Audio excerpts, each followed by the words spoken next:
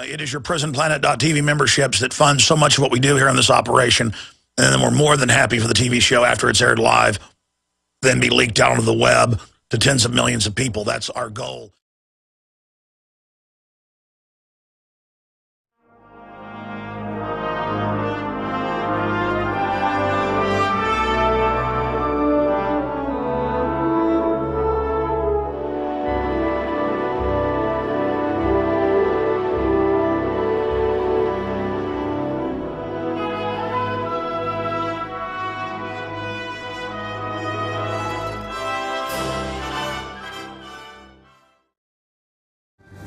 Ladies and gentlemen, we are live, and it is Monday, the 8th day of April, 2013. We're going to be here live for the next 3 hours. There is just all sorts of insanity breaking out all over the world, in Egypt, in Libya, in Syria, in North Africa. Christians are being mass murdered and just torched and beheaded and raped and killed everywhere. Black Libyans are being hacked up with machetes and machine gunned daily. And it's just back of foreign newspapers because the Peace Prize winner is running it all with NATO. I mean, I have stacks of these articles every day, to the point of I don't even get to them. It's like, oh, Coptic Christians under siege as mob attacks Cairo Cathedral, trying to burn it down. London Independent. Israel closes Gaza crossing after rockets fired. Gaza, I mean, it just goes on and on and on until it is not even a news item anymore. It is just not even a news item that all of this craziness is going on. And it's now normal to have the Department of Defense have training manuals for the military that, quote, evangelical Christians and Catholics, period, are extremist, and they put them in a category right next to Al-Qaeda. And it's on Fox News. It's not even a news item. It's just Fox News doesn't become a national story. MSNBC host in a promo ad running says your kids don't belong to you. They belong to the state and the collective. And the only place that cares about it is drudgereport.com. It's on the left-hand side of drudgereport.com. MSNBC host, your kids belong to the collective. And that's why the White House said last week, the Drudge Report is causing us problems. The Drudge Report is causing us problems because we can't control the narrative. I mean, what is there? There's Infowars.com. There's Drudge Report. Beck covers some of this stuff. Limbaugh a little bit. But he won't talk about Republicans that are going along with it, really. I mean, this country, Michael Savage talks about some of this stuff. And of course, they're not perfect. But, I mean, at least they'll say communism's not a good idea. America has lost its moral rudder and compass, and so is the entire Western world, for that matter. And now Katie barred the door. I mean, Katie barred the door. I was driving into work this morning, listening to local AM talk radio, and I heard caller after caller going, Obamacare gives me free health care. Obama cares about me. And the host would say, well, you know, it doubles health care prices this year. It hires 16,000 IRS agents. It was written by the insurance companies. It's a giant scam. It does have death panels, rationing of care. And the people would laugh at him going, that's a talking point from the Republican Party. No, the Republican Party's bought and paid for at the top by the very same people. It's bought and paid for by the very same people at every level. And Mitt Romney, with the big insurance companies a decade ago or more, wrote what became Obamacare.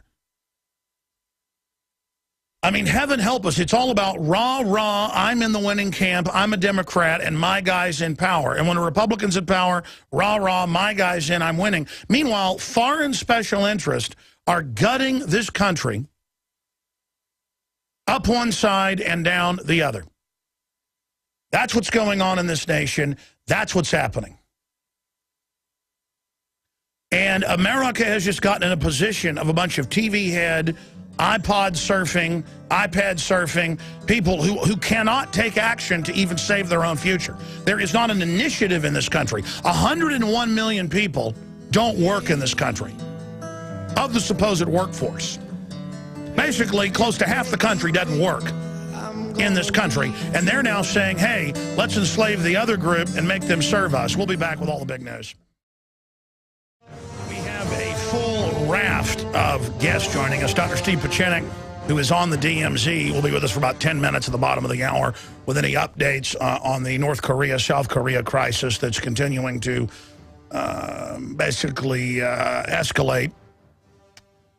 And then we've got Dan Bongino, the Secret Service agent on, who's gone public defending the Second Amendment. We've got him popping in on the broadcast. We've got Mike Glenn, who's obviously known as the Stinger, a very famous basketball player, to talk about the real black history and a lot of really interesting things that he's written about in his books and how it ties into modern-day things that are happening. He's also involved with InfoWarsTeam.com, InfoWarsHealth.com. And then I'm going to go into overdrive today with Antonio Buehler, the West Point grad, no criminal record, film police grabbing on women. And so he simply went over to film it, and they got in his face, grabbed on him, and they've now had a grand jury indict him a year later. Why don't they go indict George Washington or the Bill of Rights? How about you indict a newborn baby and cut its spinal cord with a pair of scissors? I mean, that's what they do every hour in this country. Babies that are born out on the table, 9 months old, people begging to adopt it, just kill it. I mean, I say indict all the babies and put them on death row. I mean, if you're going to, again, you got the cops going around with high-def sunglasses, videoing us, government breaking in to our computers, Google breaking into our computers, all of it illegal. But they're trying to put people in prison for life in Illinois who film or tape the police. This is the upside-down world. By the way, I heard that Police Chief Art Acevedo wants to come on the broadcast because I guess he heard me talking about how he should move back to Cuba, where they take the guns from the general citizens. He supposedly fled there as a child with his parents from the tyranny of Cuba, and now he says you shouldn't be able to have a 15-round mag.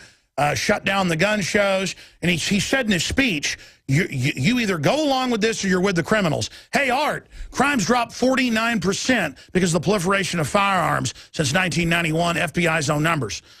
Stop putting out the Southern Poverty Law Center, ADL, Million Mom, 13 bureaucrat march, 14 bureaucrat march. I've been out to these in Austin. Stop sitting there with all your fake bluster. You bet I want you to come in here. Whenever you want this week, come into studio. I can't wait. I can't wait. Come in studio. Came up to Jakari Jackson. They were out there at the 15 bureaucrat and 14 communist march down at the Capitol, demonizing the Second Amendment here in Austin, Texas. And Art Acevedo came over and said that, he wants to come on and confront me. Well, come on. That'll make some good radio, I tell you. And he's a nice guy.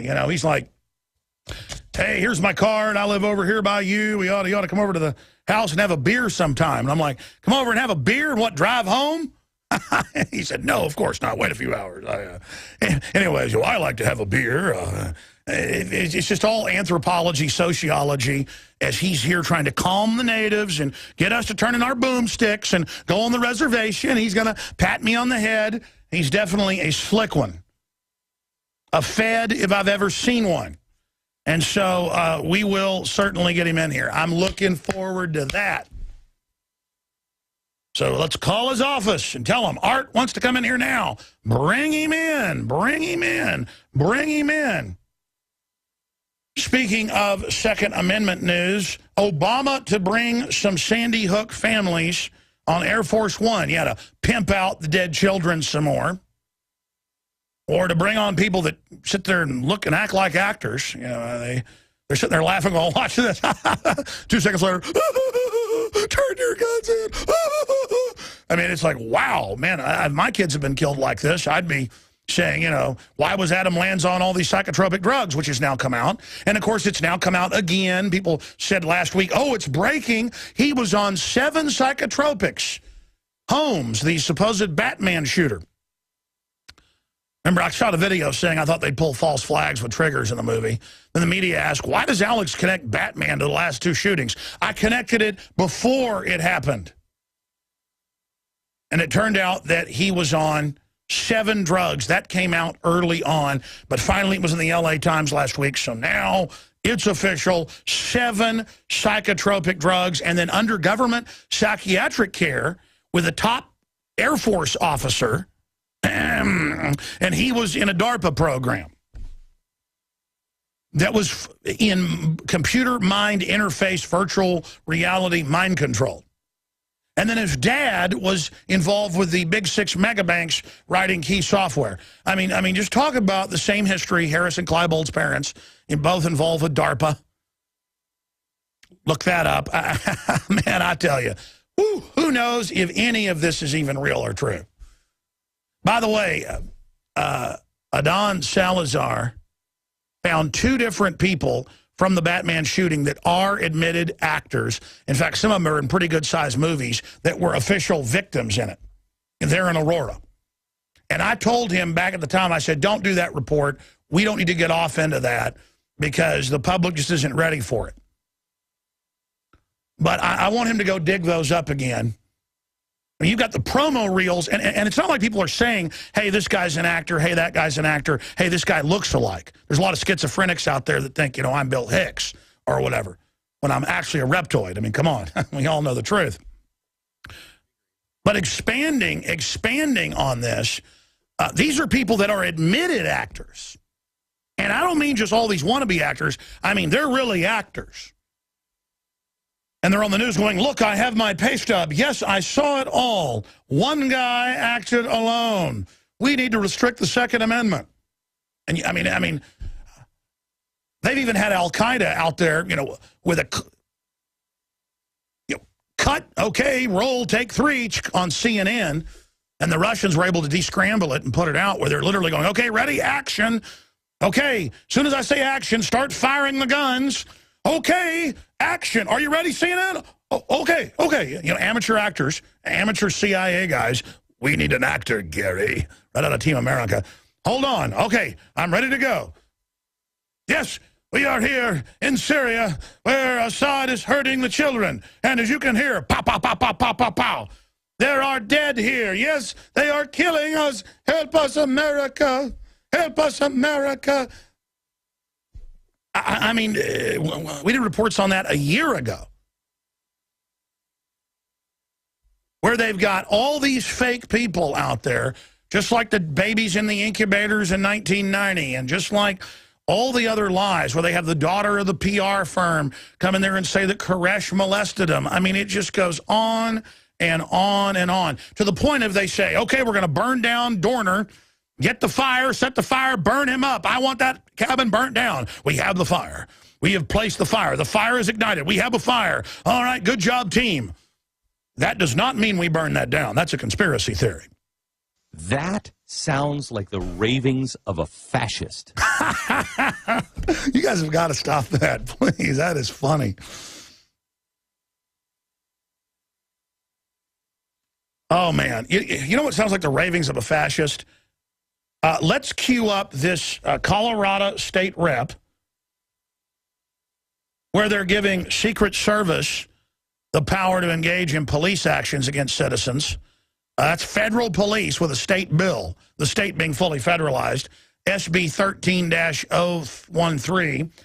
ATF, of course, has got giant spy databases they're setting up.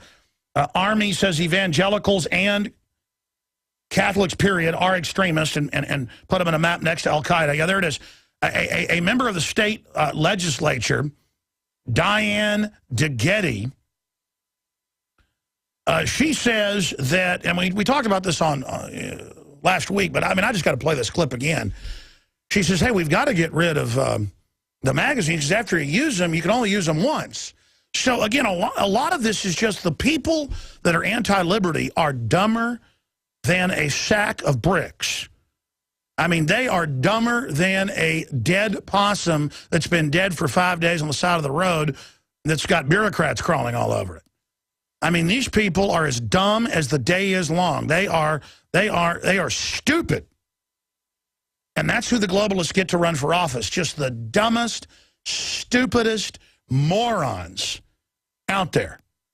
Okay, so let's go ahead and go to this clip of her saying we got to ban the magazines because then they're no good after you use them once. Here it is. I do think that we can pass those. And just very briefly, to your last question, what's the efficacy of banning these magazine clips? I will tell you, these are ammunition. They're bullets. So the people who have those now, they're going to shoot them. And so if you ban them in the future, the number of these high-capacity magazines is going to decrease dramatically over time because the bullets will have been shot and there won't be any more available. The road to hell is paved with useful idiot morons, and this woman wins the Grand Idiot Award. The grand dupe, sucker, schmuck, fool, dumb ass. I have to use that term. It's the only way to describe it. And listen, they got legions of these people. I've had a carpet cleaner in my house, saw a gun case, and started to call the police. And I had to call their manager and say, stop them, they're mentally ill. I mean, that's America, ladies and gentlemen. Dumber than a box of rocks, thinking Obama's going to give them free health care. And you want to talk about the ravings of a control freak authoritarian, the ravings of a fascist. This story's up on drudgereport.com. MSNBC host, 4 kids belong to the collective. It's on the left-hand side of drudgereport.com. It's an Infowars.com story, but it scrolled off. It's from yesterday. I'm going to get it posted back up on Infowars.com, where she says, your kids belong to us. And this is an MSNBC promo video. They're not going to stop, okay? They're going to raise your taxes till you live in a 200-square-foot coffin box with government pedos in there teaching your kids, like Jocelyn Elders said, how to masturbate. That's who these people are. All right, Alex Jones here, back live. Dr. Pieczenik's popping in for like 10 minutes. From the DMZ with the latest on North Korea. We'll get into that. But here's the headline. MSNBC host, your kids belong to the collective. And there she is with this arrogant, lisping, crazed look in her eye. These are dominators. These are people that can't build anything. So they see their empires building as they take you over. These are slave masters who want to be able to, like the UN has pushed and Jocelyn Elders, quote, reach down and show the kids how to do it. And you're like, that's outrageous. Well, why are they so outrageous? Because it's about breaking you. It's about Stockholm Syndrome. It's about going for it all and then going for it all again and going. They're like hopping around demons. People that hate you having a nice family, hate your swimming pool, hate your wealth. That's all they talk about. Disgusting America with all its wealth and people that have things. You hear it. Meanwhile, they're in helicopters and jets and giant government buildings. They hate you. They have an instinct towards total domination. They have an instinct that if you gain something, they're losing something because they're predators. These people are total and complete predators. The reason I'm bringing up Jocelyn Elders is I was talking about how the state controls your kids, and one of the IT guys that was up here last night, he goes, remember Jocelyn Elders? Going, reach down and help the kindergartners. That voice, reach down and help them. I mean, it's just like, what? Is there no end to you people? And now we've got Melissa Harris Perry engaged in total neuro-linguistic programming. People always asking me, do you know about this? Do you know about that? So I went and studied it. And it's a quack science they use that I guess only works on people that are unconscious. And they'll say something that they know is what people agree with. Your children belong to you, to trigger synapses in the brain that go, that's right, they do, they're mine. You know, normal mammalian response. But actually, we need to strengthen public education. We haven't supported it, which is a lie. More funding to communist education, government re-education camps than any other nation in the history of the world, meant to take over society in their own documents that Charlotte Iserby details in her book, Deliberate Dumbing Down. So first she says something that's true to get you, then she gives you a lie. It's all scripted off a teleprompter. Official MSNBC ad. Your kids belong to you, and they're your responsibility. And then, by the way, we haven't been supportive of public education. But now that's all over because your kids belong to the whole community, and she sells it like, oh, we're going to take a weight off you. Let your kids stay till 8 at night at the public school like they're now pushing. Let's have over the summer. You know what? All the time. The whole thing is a psych warfare event with a crazed nobody that goes to Delphi Technique and Rand Corporation events. They're all funded by this. It's on record. You can look it up. All these federal bureaucrats at that level. That's a federal agent you're looking at right there. MSNBC is a globalist propaganda command base raining down racial and cultural division with the government as the unifier. The Roman model of balkanize everybody and then it bundles the sticks together. True fascism is the sticks bundled together, tied together. The fasci. That's what fascism comes from. Break us into pieces so we're not strong, and then the state ties us together with hatchets above it, the sword, the weapon, the gun. You don't have a gun. The state has the gun. These are naked, conscious authoritarians running around with their tongues hanging out like wild wolves. And you're in such a trance, people are like, the government loves me. Obama wants to give me something free. Obama is CIA raised from birth, Ford Foundation, Rockefeller Foundation, literal Manchurian candidate of the New World Order to bring in hell and death. Ladies and gentlemen, he rides the white horse of pestilence and death. Now let's go ahead and go to this clip. We're going to go to break and come back with it. We got time. Go out to break with it. Here's the evil.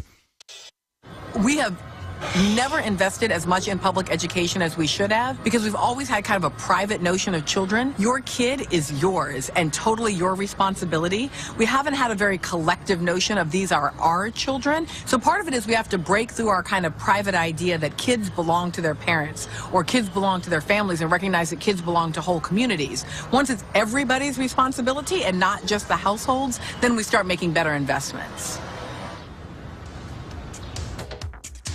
All right, folks, we'll be right back. That's official MSNBC. And courts have said in California your kids don't belong to you. And they've also come out and said they'll give kids shots without your consent. We are here live, ladies and gentlemen. And we, of course, are back weeknights, 7 o'clock with InfoWars Nightly News. I'm just going to get a 10-minute update from Dr. Steve Pieczenik here, and then I'm going to get back into all the world news and the incredible attacks that are accelerating on the First Amendment, you name it. The ATF on the federal website has put out the bid for data mining to spy illegally on all gun owners and your web activity. Google, the NSA front, is breaking into all the computers with its Google cars and other systems with passcodes, stealing your data for the NSA and the foreign six banks that run it. I mean, it is just wall-to-wall criminal activity. There are tens of thousands of private intelligence groups now that have been given full national security access to everything. So understand, it's not just Nixon spying on you with your IRS records, and he was going to go to jail for that until he stepped down. Now, thousands and thousands, including quasi-foreign mercenary groups, are given above top secret clearances to listen to your phones, get in your computers, your bank accounts, and they put it on the news. Oh, intelligence agencies look at your bank account every day. Intelligence agencies listen to you. Private contractors. I mean, it is just the age of the criminal. Every criminal on earth turned loose, the government recruiting them to absolutely implode and rob everyone. This is like the French Revolution, the Jacobins, the opposite of our revolution. This is an Illuminati, crazy person orgy. We're seeing a wall-to-wall orgy with the TSA, their vanguard, openly training us to be groped, to have our families groped for prisoner training. And they're buying billions of bullets and armored vehicles and setting up checkpoints all over the place and putting the military on the street. I mean, they are just running wild. And their main drive is destroying the family, destroying men and women, destroying normalcy. This is a group of mentally ill deviants. What do you think the Nazis were? A bunch of deviants. What do you think the communists were? A bunch of deviants. I mean, have you read about Hitler, Mao Zedong, Stalin, Lenin? These are their own writings, the stuff they were into.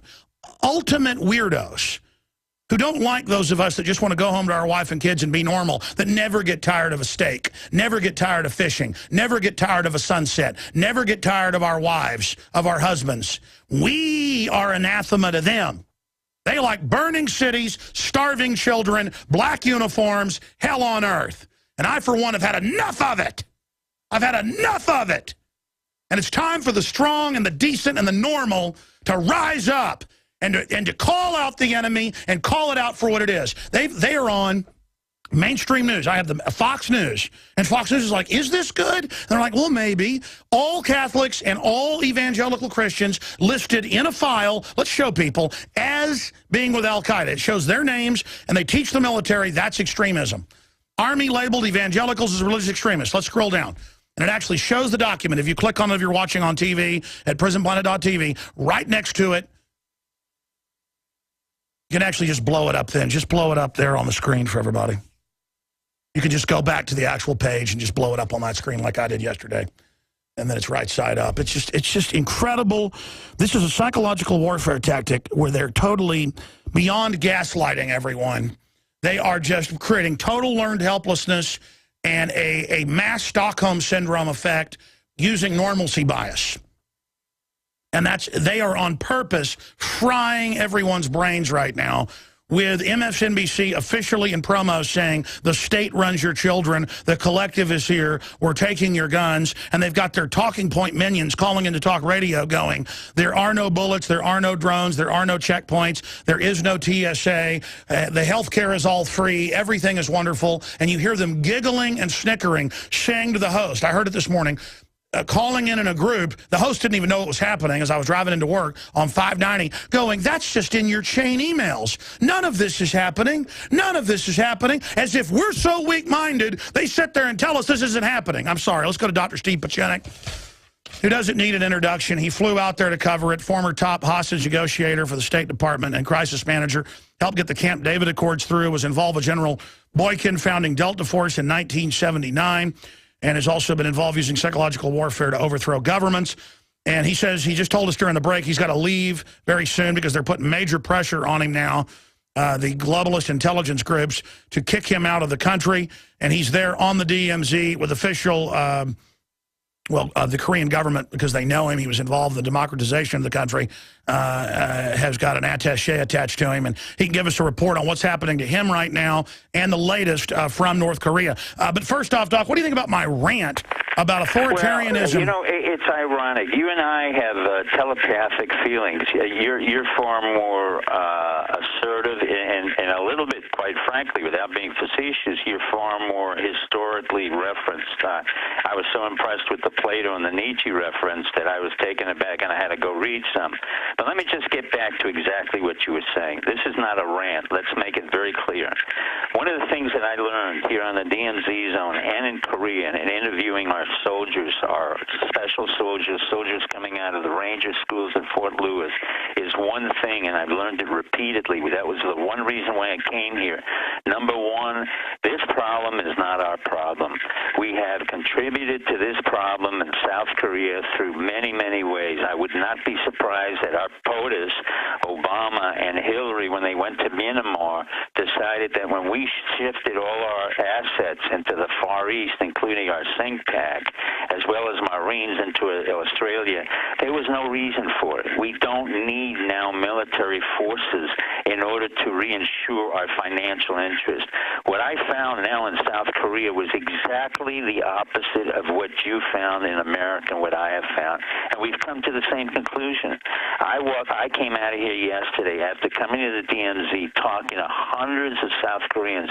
There was not one South Korean, despite this whole crisis and warmongering, who was upset, disgusted with America, or upset about some Kim Jong-un, and they thought it was a joke. They had a highly amount of disrespect for us. They said we should leave, and I've said that for 20 years. We do not need a base in Seoul. That base is worth billions of dollars. We have made a lot of money by selling it back to South Korea. They have asked us repeatedly to leave. South Korea does not need our help. North Korea will go through its own crisis as a baby goes through its crisis, and eventually it will resolve itself. Our business is not to respond to symptoms, it's to prevent them. If we have any effective system, it should be in the prevention of crisis. That's really prevention. But instead, we have a president, we've had three sequestering presidents, Clinton, Bush, and Obama, who have repeatedly got into rendition and into sequestration and into wars that were false and have continuously lied to the American public. I cannot emphasize enough your passion as well as mine. Now, I've worked with 5, 6 presidents. None of them were as vitriolic in their attempt to control the American public for everything that everybody said about Nixon. He never tried to control the American public. He looked at the IRS. He created a lot of welfare programs. We went to a war that he did not want. It was started by John F. Kennedy and LBJ, who had the dignity to leave. We have people in the White House who have no dignity, no competency, and who are totally sociopaths.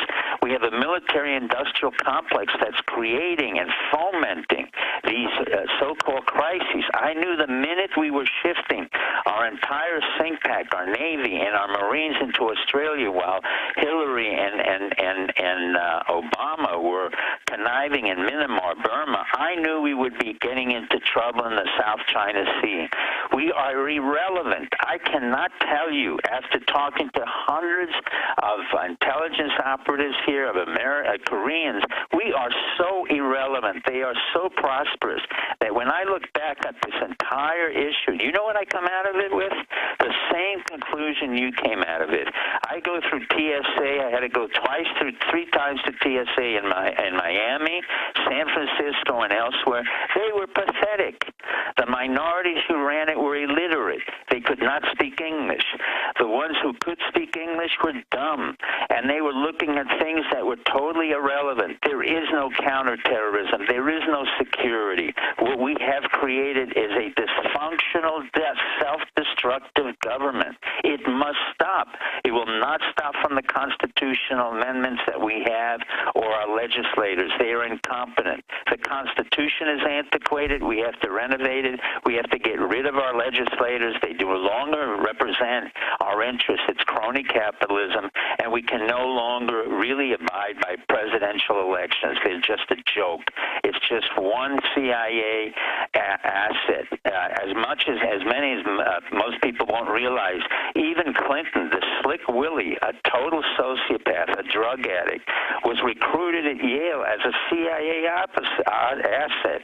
I was on the board in the Fulbright, where we gave out Fulbright scholarships to CIA potential candidates. When he went to Oxford and his roommate was Strobe Talbot, he never even finished the education. He ended up in Moscow, elsewhere. He doesn't talk about it. Then he goes to MENA, services our CIA through drugs and to the third world country. Then we get Bush, who's a total moron, completely CIA asset, run by Cheney, run by a whole group of guys who were dysfunctional and were thrown out by Bush Sr., and yet they come up to the top because of the power elite within the Republican Party. Sure, and Doc, let's tie this in. Will destroy itself. Sure, you're there on the DMZ. I want to get a little bit into that before you've got to leave us. But look at how Rumsfeld in the mid-'90s with Clinton helps transfer the reactors to the type that could create the fissile material for A-bombs. Look at how you said the big defense contractors are there trying to sell weapons to everybody during this crisis. They stand to gain from destabilization instead of just having a free market system. You were telling me yesterday how you were in the restaurant surrounded by CIA people casing you. You told Chris you've got to split soon because they're starting to put pressure on you. Describe the atmosphere there, because here it is. North Korea shows signs. Here's the atmosphere. It's very clear. On the DMZ zone, in some ways, I'm a lot more protected because there's very little they can do to me. Either there's no grounds on which they can arrest me because basically I'm providing information literally to you and to the American public. I have not violated the First Amendment. What's happening is I'm seeing more and more surrounding me within other confines and Seoul and the CIA and DMZ, more and more American soldiers who stand out, who really have no idea of what they're doing. From Fort Lewis for Fort Bragg, I ask them repeatedly, what is your mission statement? I don't want their secrecy. They say it's so complex. I say, why is it so complex when it's psychological warfare? I asked them, how many weeks did you get in military intelligence at Fort Huachuca, which is what we do in military military intelligence. You know how many weeks? 2 weeks. It was worthless. No, they're babies, and It's not just babies. The point here. Well, Alex, they say complex because they don't know. No, they know. What's happening is they're being brainwashed by an incompetent system that no longer functions. Let me put it simply, as you said. In medicine, we say to the patient, above all else, do no harm. Here, we have done harm to Korea. We have done harm to Pakistan. We have done harm to Afghanistan. We have done harm to Iraq, to Syria, to the world. It is time to come back to our country, rehabilitate ourselves, take care of ourselves. The Korean Peninsula has better traffic, better infrastructure, cleaner places than we do. Sure, you've heard of will to power. You've heard of will to power. What about will to evil? I mean, well, it's not will to evil. Alex, I have to a little bit disagree. What I talk about, and most people don't understand it, 20 years ago, I publicly stated that Bush Jr. and the American public was following a self-destructive course of the republic and in turn creating an empire. We are no longer a republic and we will die like Rome, but what we are in an empire is we have Centurion guards in SINCPAC, SOCOM, CENTCOM, all these fancy words, including Petraeus, Jim Dempsey, the worst chairman of the Joint Chiefs of Staff I've ever seen, Admiral Mullen, the worst chief of staff I've ever had. If we had Eisenhower, we had Patton, we have a George Marshall, these men would have been fired. You're talking about 600-700 men within 30 days. Any one of us who fought in the Korean War or World War II, and my family fought in the Korean War, these men would have been summarily fired. We don't have that because the leadership is incompetent, it's dysfunctional, and we're continuing to go into a self-destructive Sure, they watch their own CIA-produced movies worshiping themselves and actually drink their own Kool-Aid. Well, that's true, but they produce the movies in order to create for themselves a fantasy that they want to say. No, I know. They're a bunch of delusional peacocks. CIA operatives, and none of them are effective assassins. There were times that I sat there and I couldn't believe it. They had a subcontract out in Lebanon, and I won't give the name because he knows exactly what I'm talking about, where they literally blew up 84 innocent men and women. Years later, I looked at him and I said, this is impossible. On the other hand, we have had some great CIA leaders like Don Gregg, Jim Lilly, Paul Redman, all of whom who were bred and out of the old OSS and were dedicated selflessly to our country. But we now have a CIA that is as lazy and incompetent as our generals. They are overpaid because they're funded by third-party payments. So instead of coming into our agency, they're funded by SAIC, Northrop Grumman, Lockheed, L3 Communications, and you'll see they get double the pay and half the capability. We do not need the CIA. We do not need this military. It is dysfunctional. If the American public understands how self-destruction, we have lost every single war. Since World War II, we have lost the Korean War, the Vietnam War. We have gone into an absurd war. Absolutely. Bottom line, what's the current situation? We have lost the Pakistan War. We have lost the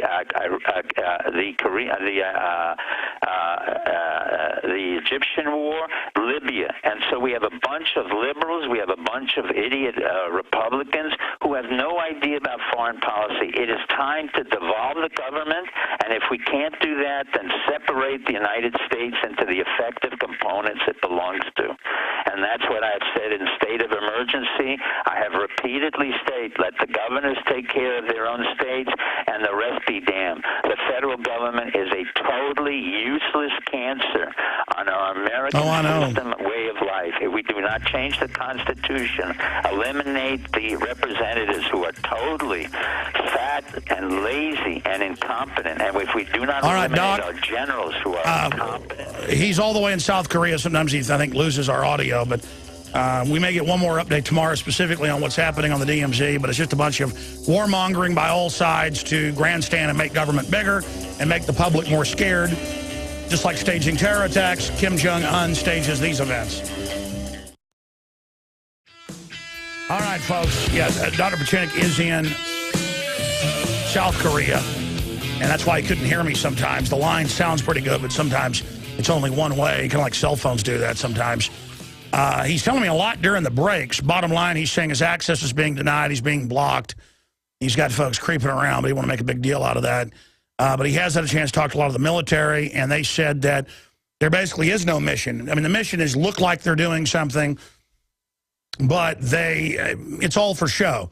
Just like North Korea pretty much is all for show. But if it gets too escalated, North Korea has attacked before. And so, the big thing is he believes don't stir it all up so the West has an excuse to dominate that area of Asia and that things might end up good down the road. Is that an accurate statement in closing, Dr. Pieczenik? Yeah, the basic 2 points that everybody has to look at is April 15th is the anniversary of Kim Il-sung. April 30th, you may see rockets in celebration, but let me tell you very simply, we are irrelevant. The North Korea is irrelevant. The only country that's relevant right here is South Korea, and quite frankly, they do not need our military help. It's as simple as that, and let us get out of every other country and worry about our own country. That's the summary. Well, the empire is getting more delusional when the White House press secretary, former secretary, gets up and says, I'm told to lie to everybody, and then the MSNBC host laughed. What do you make of their move to get our guns and MSNBC hosts saying things like, the state now your children belong to the state? That's being run as an hourly promo. What are they trying to do? The point of the state running, the government running the United States of America is two issues. One, it's totally self-delusion. Two, it's out of desperation. Three, it's total incompetency. Number four, there is no way in hell that the U.S. federal government can run anything other than barely itself, because there's no way they're going to garner 300 million guns. I conceal weapons. Half of the South that I know carries concealed weapons, including physicians, everyone else. So, Obama has no idea what America's about. Nobody in Washington, D.C. has an idea about America. Nobody has ever read American Revolution or George Washington. Oh, I have, yeah. We're born of the gun, not because we want to kill. We're born of the gun because we have always been mistrustful of George Washington having said the following: do not make a president. He will eventually become a king. If he is a king, then we will have to depose him. That's what we're about. We're a democracy. It's time to come home, take care of ourselves, take care of our children, bring back our army that has lost all the wars since the Second World War, get rid of the CIA, get rid of Homeland Well, that's another point. If they think all the departments. Sure, if they think the globalists are going to dominate America, they couldn't even hold Baghdad. Resistance is victory, and all the billions of bullets and all of it is bluster by a criminal group that knows they should all be going to jail for the too big to fail. And look, Americans buying hundreds of millions of guns a year, hundreds of millions, folks. Americans, the last 2 years, 70 million background checks to buy guns. And half of them out there aren't even through that system. The people are voting, buying the bullets. America is actually awake. It's a psyop that we're not awake. It's a psyop that we've embraced communism. It's all a load of bull. And I only hope that we can shift back to the states and 10th Amendment before it goes to a full-bore civil war. We will get back our power, trust me. I have a full faith in the American public. That's why I came forth, try to sacrifice my life. I don't want to make myself a hero. This is the 10th time. I did it 8 times to the United States government without any remuneration, but I warned our Army, I warned our intelligence, I warned the White House, and I warned every other institution, particularly the TSA, Homeland Security, the FBI, and every other element, that if they are to continue their self-destructive behavior, America will retaliate. They have no idea what the American public is like, from the East Coast to the West Coast, from the North. Absolutely. God bless you. God, thanks for coming on with us. Ladies and gentlemen, we are live. Thank you so much for joining us. We're now into hour number 2. Dan Bongino, the former Secret Service agent who has spoken out for the Second Amendment eloquently, will be popping in to join us at the bottom of the hour. You've heard Dr. Pieczenik on the last 3 shows in a row, and he definitely is a very interesting person with a long history at the highest levels of the, quote, intelligence community. And the whole government and homeland security system has become like a movie star thing, where they're secret agents and they're cool because they have this title. And it's all just a bunch of bad liars who are bringing drugs into the country and building a prison state, basically reintroducing slavery to America and exporting predatory government everywhere because these people don't know how to produce anything. They're the opposite of a renaissance. They are an authoritarian cancer.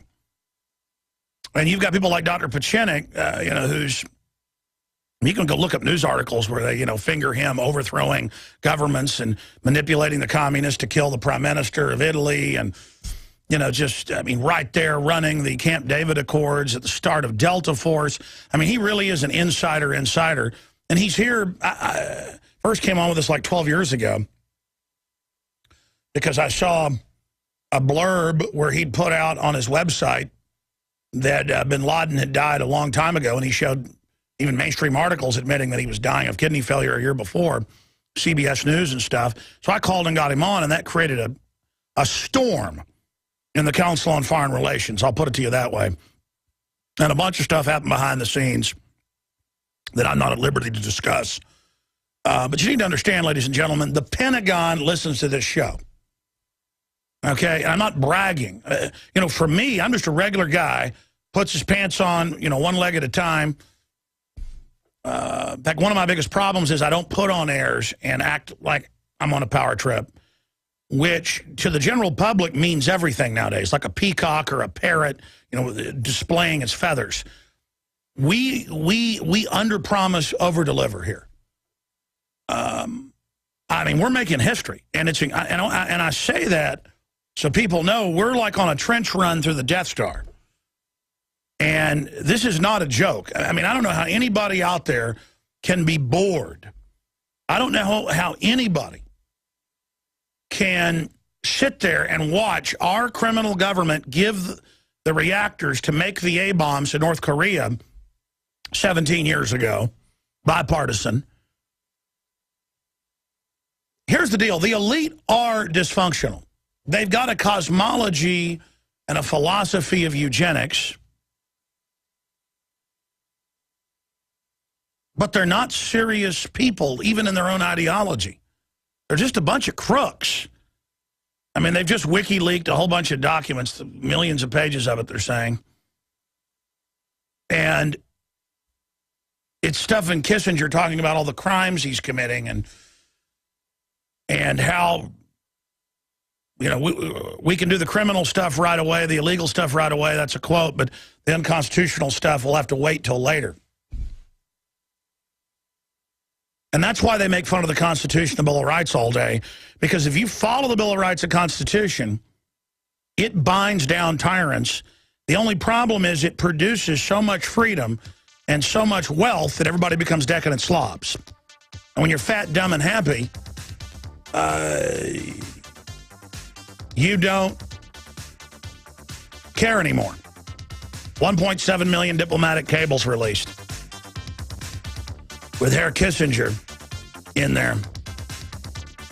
We'll be right back, ladies and gentlemen, with a ton of news straight ahead. Stay with us. All right, we're into hour number 2, and I still haven't mentioned, obviously, that Margaret Thatcher died. We've got coverage of that up at Infowars.com. We've got several guests joining us, including a Secret Service agent that's spoken out for the Second Amendment. There's a lot of amazing news out there today. Some of it is just so ridiculous. It came out in USA Today a few years ago that 73% of Obama's Twitter followers are fake. And of course they're fake. And now it's come out that Obama doesn't control his own Twitter account. Well, of course he doesn't. The guy is a total and complete puppet. And all of this, why does North Korea love to grandstand and threaten to nuke? Why does the West love to grandstand and say we're on the edge of World War III? Because it gives government more power no matter what country you're in. Why did Homeland Security a month ago say, cut Homeland Security funding and terrorists will attack? because they can never reverse their takeover. They've just got to expand it and expand it and expand it.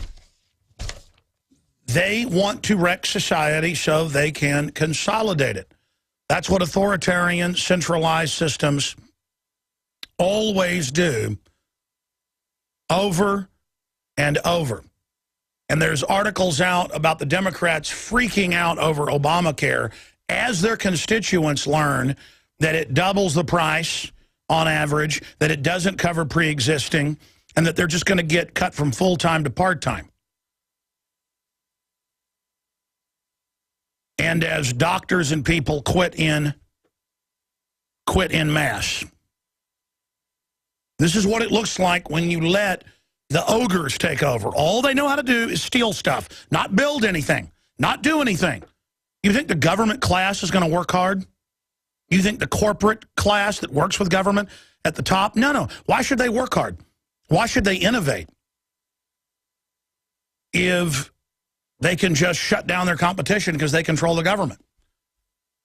You become North Korea when you have this type of system. When you have this type of system in place. I want to open the phones up for first-time callers here to give me your take on just how insane this world has gotten. You heard the clip we've played? MSNBC host, your kids belong to the collective. MSNBC host, your kids belong to the collective. And they now run promos saying your kids belong to the government.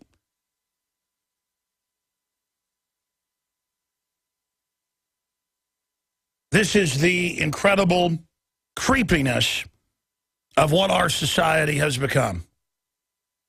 And not only are we held hostage by Kim Jong-un, who, you know, Japan's freaking out because they can actually be hit by his nukes. There's no doubt about that.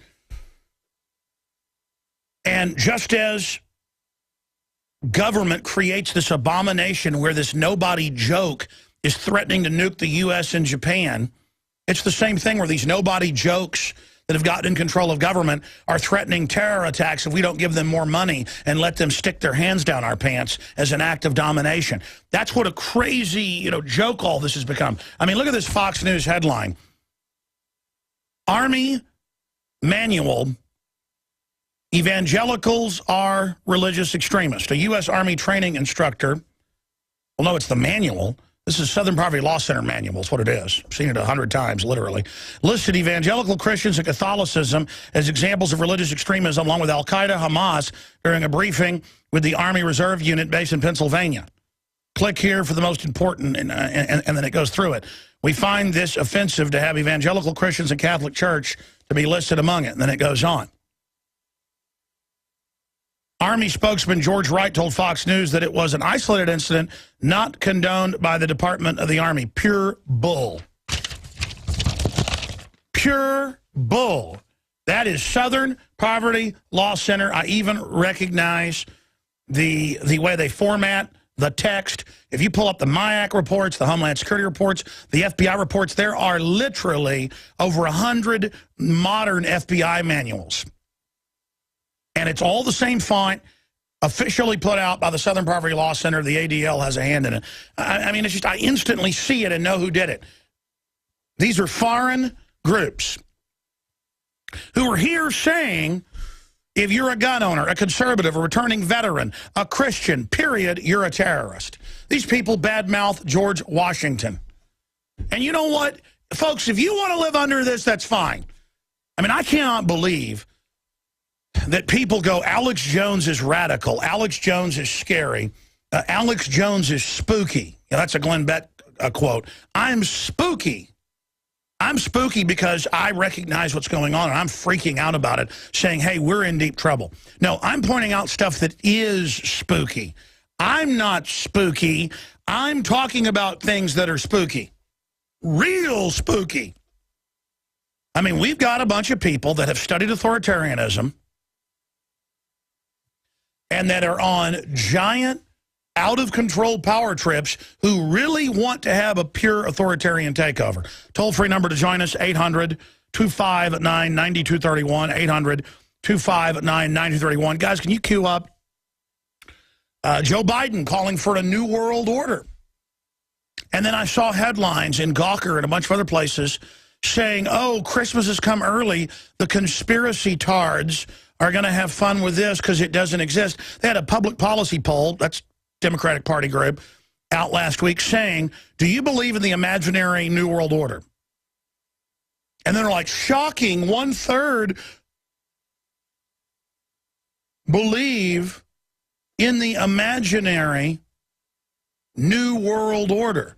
I mean, it's like saying, you know, 1/3 believe in the imaginary Atlantic Ocean. I mean, it's just frustrating. It's like you're informed and you're smart, and people marvel at it. I mean,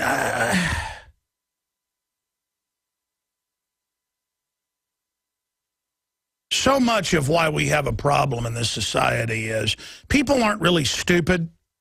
They're ignorant, and they're lazy, and they don't want to know. I mean, I sit there and people watch. I went and swam in the river yesterday, and after I was drying off, I watched people for about 10 minutes sitting there drying off before I got in the car. I shot a video report as well while I was drying off. It's Of Ants and Men is the name of it. And I watched how insecure men are. Big, tough-looking men and women with their kids, and just everybody's so scared of what people think of them and how they look. And it's just such chains.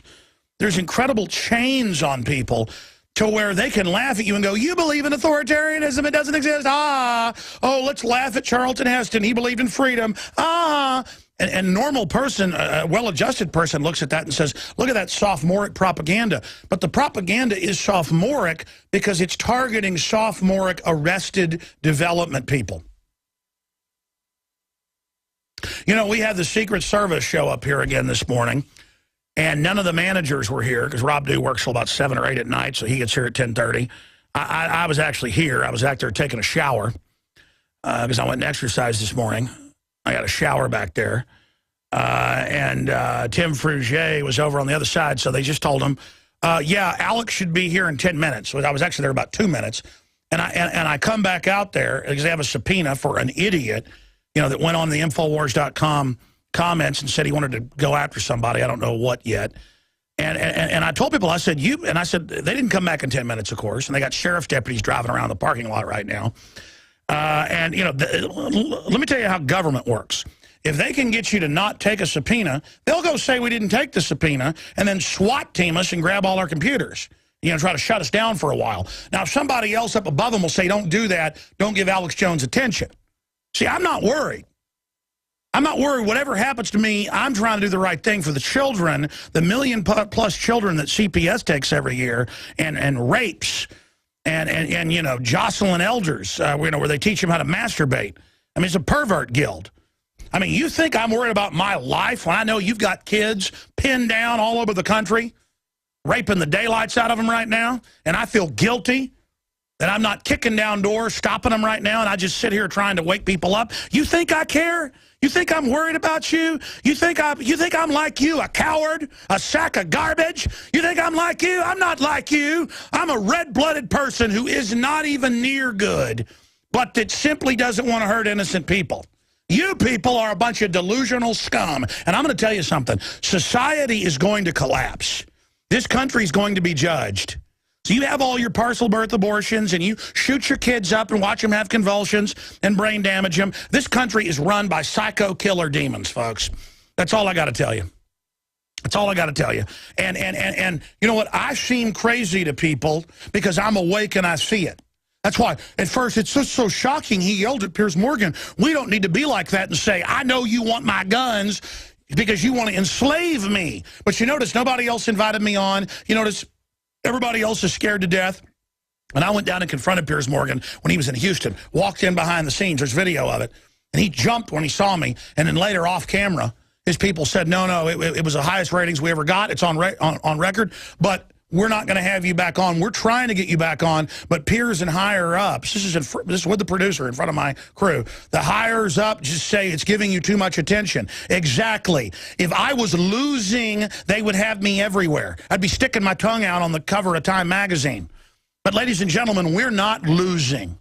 And we're not winning because we're something special. We're winning because we've got a pulse and we're not pure evil. That's all you got to do is be able to recognize good versus evil. 2 + 2 = 4. If you can do that, if you can just recognize the evil running rampant all over the place, if you can simply recognize that and simply understand that, then everything else falls into place. But if you can't recognize that we're in deep trouble, you'll never recognize it. As stuff gets worse and worse, you've already said nothing's wrong, so you'll go down with the ship. You won't even fix the holes in the ship because you're in delusion. Right now, there must be some kind of way out of here. In Libya, in Syria, NATO, CENTCOM, U.S. military forces are arming and trading al-Qaeda, who are blowing up and burning churches as we speak. New videos every day of Christian families begging as their heads are chopped off, as mosques are burned to the ground, and al-Qaeda has given U.S. satellite data to carry out the operations. Now, see, I guess that is spooky, what I just said. It's true. Because our government is gone, ladies and gentlemen. It's totally taken over by foreign mega banks that are completely disconnected from reality and get away with anything they want. And China's pure evil, Russia's pure evil, it's all evil.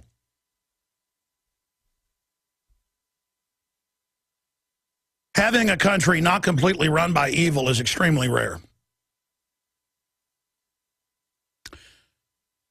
I got the famous basketball player Mike Glenn, known as the Stinger, coming on. Really interesting guy, so I wanted to get him on and talk about a host of issues.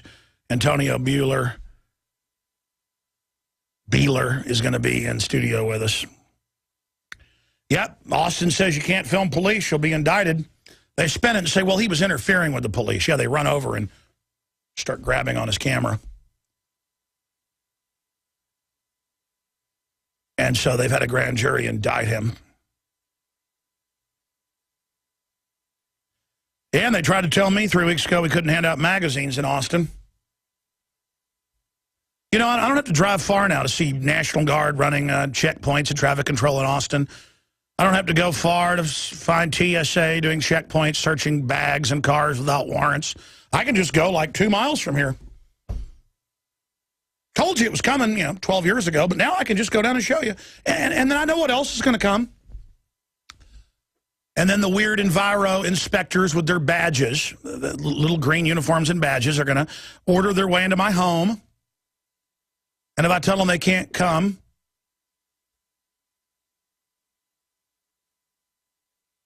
well, they'll just come with a SWAT team and kill me. Because they're the good guys. Now they get on the news and tell me my kids belong to them. I knew their textbooks have said that forever, but now they're just openly saying it. And the yuppies will just go whatever they think's popular. Oh, the state runs kids? Well, here's my kids. Oh, you'll arrest me if I don't take shots? There's no law, but even if there was a law, it'd be unconstitutional. Okay, fine. Lie to me and say it's the law, I got to take shots. I mean, it's criminals have gotten away with everything, and now they're going to take your pension fund. By the way, that's being announced. That they're going to take rich people's pension funds of after-tax money. Only the rich people, of course. And when they're done, they'll get your money, too. This is the season of the takeover, though. 100+ million people out of work. 50 million on food stamps. And that number's going to just increase until they got everybody on the dole. You'll either work for the government, or you'll be a bureaucrat with the government, or you'll work for a corporation that's fed by the government, or you'll be on welfare. And who do they demonize in all the Homeland Security and FEMA training manuals? Conservative, libertarian, returning veterans, gun owners, Christians.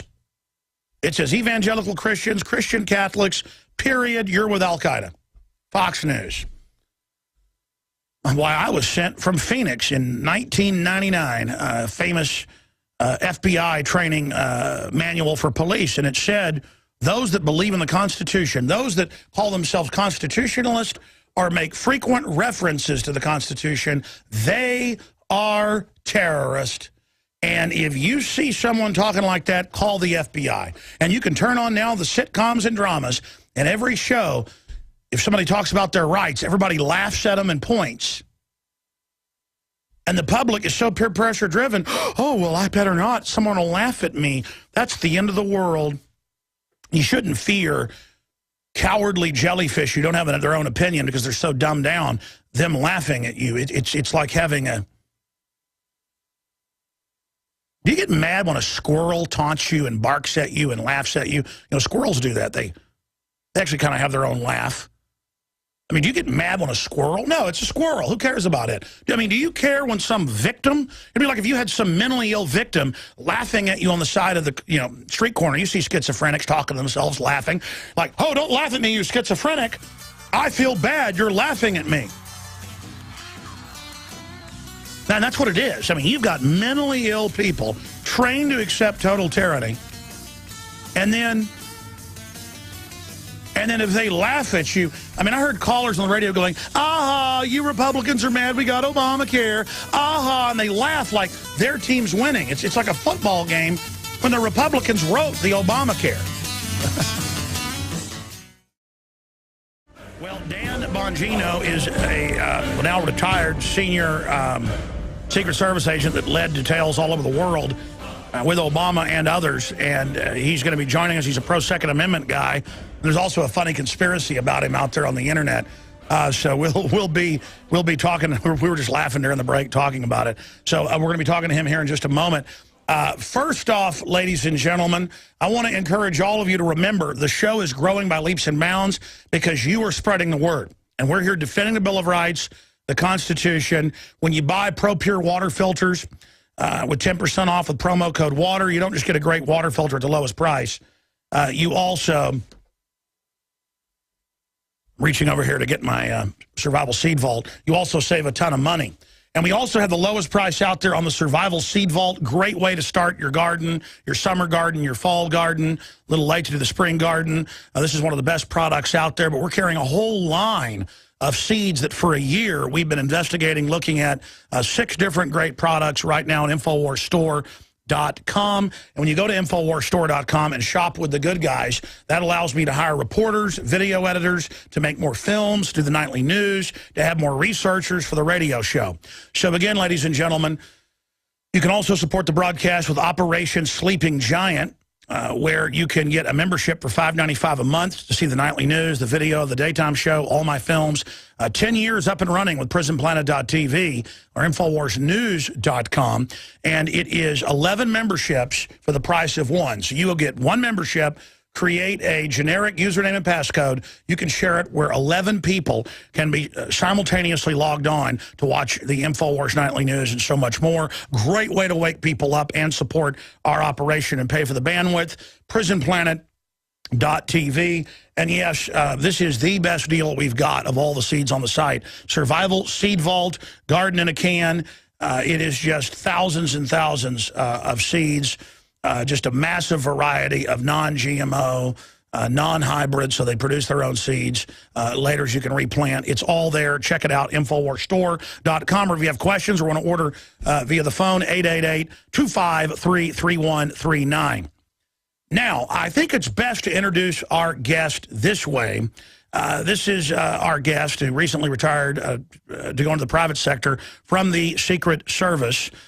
Dan Bongino, talking about the Second Amendment, extremely impassioned defense of our most basic of rights. That flag represents something. Men and women have died horrible deaths. Horrible deaths. My uncle being one of them. Shot in the back in Vietnam to protect your very right. We live in a society of wolves. You do not fight back by creating more sheep. Our next guest says there is no such thing as gun control, only people control. You just saw him giving a passionate speech at a rally in Maryland. Joining us now is former Secret Service agent Dan Bongino. Dan, thanks a lot for joining us. What do you mean there's no such thing as gun control, only people control? Tell me what that means. Tucker, this is larger ideological ploy by this administration. They're not being authentic with America, whether it's the sequester, health care, or the gun control issue. What they do is they manipulate an emotional crisis, a national emotional crisis, to further an ideological agenda which involves the evaporation, the slow disintegration of your civil rights, your liberties, your ability to live and let live. And it's a disturbing pattern that, frankly, is really starting to get under my skin. All right, there you go, and it's under my skin. Dan Bongino joins us. And again, I saw this clip a while back and said that's the type of Secret Service or people in government, period, we need.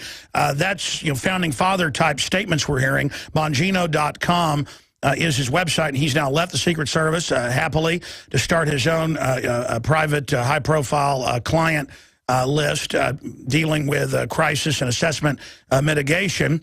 And he, again, graduated with honors out of the Secret Service Academy back in '99, and he's run high-profile operations all over the world with the POTUS, and so he's a senior guy when he left, and we're excited to have him on with us. And it's good to see people out there defending the Second Amendment so eloquently. So, Dan, good to have you on with us. Great to be here. Thanks for having me.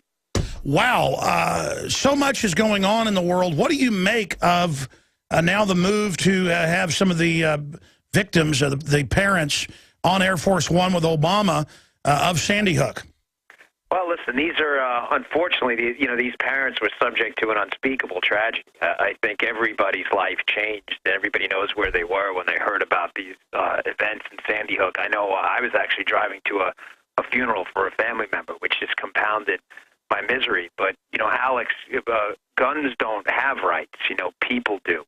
And that's one thing that's been lost in this. This is not about gun control. He's manipulating those folks and using them as political props to further an agenda that really has nothing to do, and unfortunately, and I mean that, with actually preventing events similar to that from happening again. There are ways to stop any Sandy Hooks from happening in the future. But the president's really not interested in those. He's interested in political games, and that's what he's doing right now. And that's why I wanted to get you on. The Secret Service, probably the leading experts worldwide in protecting a high-profile individual like the president that could have governments, terrorists, you name it, wanting to target them. What would you do as an expert to protect the schools? Right. What's good for the goose is not good for the gander in these situations. What model of security that you know of, what model of security involves, unarmed security and all of these kind of nonsensical measures, gun-free zones? How come we don't do that when I was a Secret Service agent around the president? Well, you know what? We don't need guns here, folks. We're just going to declare a gun-free zone, 360 degrees around the president, going to walk around. If I were to say that, your listeners right now are probably laughing, like that's ridiculous. Of course, but it's not ridiculous when it comes to your kids. That's exactly, I just described to you exactly the security situation that your benevolent class of politicians, these so-called angels, and I use air quotes there, are prescribing for your children. No system that defends their kids, by the way, just yours. Now, you have things, armed school security, man traps, which we have situations where you can put they call it a man trap, a door that won't open until another door closes, one person at a time at school. You have things like entering mental health records into NICs. Now, I'm a libertarian, so I'm always careful with that, but mental health records that have been vetted through some judicial review, entering them into NICs, which is the gun check background system. You have harsh penalties for criminals who misuse firearms. There are real things that have worked. None of them are in this legislation at all. This is, again, guns don't have rights. People do. They are taking away your rights. There's nothing to do with guns at all. This is a simple political ploy to get you all to applaud while your civil liberties continue to dissipate like an Alka-Seltzer tablet in a bad drink of water. Well, expanding on that, we have the FBI crime statistics that are the model of statistics worldwide, because so many statistics are bogus, but these are 80 years old, where they collect them from thousands of jurisdictions, and 49% drop in violent crime since 1991, and they directly draw the line to the proliferation of the Second Amendment and the fact that criminals are scared in places like Texas or Arizona to break in somebody's house because they know there's a gun on the other side. But in Chicago or New York, where they've disarmed the people, the crime rates are the highest in the world. In Chicago, even worse than Mexico, the murder capital as a country. The proof is right there. My own police chief here in Austin says, hey, you shouldn't have high-capacity mags, and you're with the criminals if you do that. Well, criminals are going to have high-capacity mags regardless. So, what do you say to those numbers? Right. Well, I can give you an on-the-ground example of this. I was a police officer with the NYPD and a Secret Service agent for a combined 16 years, 12 in the Secret Service, 4 with the NYPD. Alex, I never, ever arrested a criminal or investigated a criminal or, frankly, heard of an agent or a cop who was investigated or arrested someone who had a gun legally. I'm not saying legal gun owners occasionally are not involved in crimes. But the thing is, it's so exceedingly rare that to forfeit away your civil liberties for a group of folks, legal gun owners, that are not the problem, seems to me like an obvious scam. It's a scam. They're called lawbreakers for a reason. Alex, they don't give a damn, pardon my language, about the law. They don't care. They are not interested in your magazine limits. Matter of fact, you know who determines the amount of ammunition, amount of rounds you need in your firearm to defend yourself in a gunfight? Not you, not a bureaucrat. The bad guy attacking you does. When he stops shooting, then you're done too. Nobody, to have a bureaucrat like a Dianne Feinstein, so disingenuously, who's defended by men with guns, by the way, claim that if you're a talented shooter, whatever her ridiculous words were, you only need less than 10 rounds. It's so ridiculous that to any common sense thinking individual, you would almost laugh hysterically if you could evaluate this outside of the emotions attached to the issue. This is only going to impact law-abiding gun owners who have done absolutely nothing wrong. They just want to live and let live and be left alone by a government just absolutely obsessed with a further encroachment on your civil rights. It's amazing. And then you see Bloomberg, who has up to 15 people on his, quote, security detail, and then they'll even rough people up, cameramen that come up and ask him questions. I mean, it's clear. The government wants to have the monopoly of guns, just like the greatest mass murderer in history said, political power grows out of the barrel of a gun. Mao Zedong wasn't for government gun control. What do you make, and again, he was a senior Secret Service agent when he retired to go into private security practice. Dan Bongino joins us. What made you leave the Secret Service and decide to go into the private sector? Well, I resigned. I wish I had retired. I would have been able to keep my health benefits and pension and all of that. I did. My wife and I took an enormous financial hit. Alex, there comes a point in your life where you have to determine. My father said to me when I was younger, fight the good fight. And I'd say, well, what's the good fight? He said, well, that's for you to determine. And he got that from 2 Timothy 4:7. I fought the good fight. I've ran the race. I've kept the faith. I knew my good fight was this one. Our ideological battle in our generation is not what we went through in the Civil War, defending the country and abolishing the scourge of slavery. It's not our revolution where we fought for the very ideas of limited government freedom. That's not it. What we're fighting now is an ideology, a pernicious, dangerous, and historically deadly ideology that says that other men and women have been imbued with some special powers to reign over your life and take your liberty and to move forward. And this is somehow a benevolent way, knighted by the Lord himself, that these men should take control of your life. This is our fight. This is our time. I left because I knew that was my fight. And I knew with the Hatch Act, and it would be unfair, and it would be disingenuous to sit there and have to listen to any more of these speeches. And I would have died for the President of the United States no matter what. It's not a political thing. We're not a banana republic here. We're not a third world country. We do our damage at the voting booth. But I couldn't contribute to this anymore.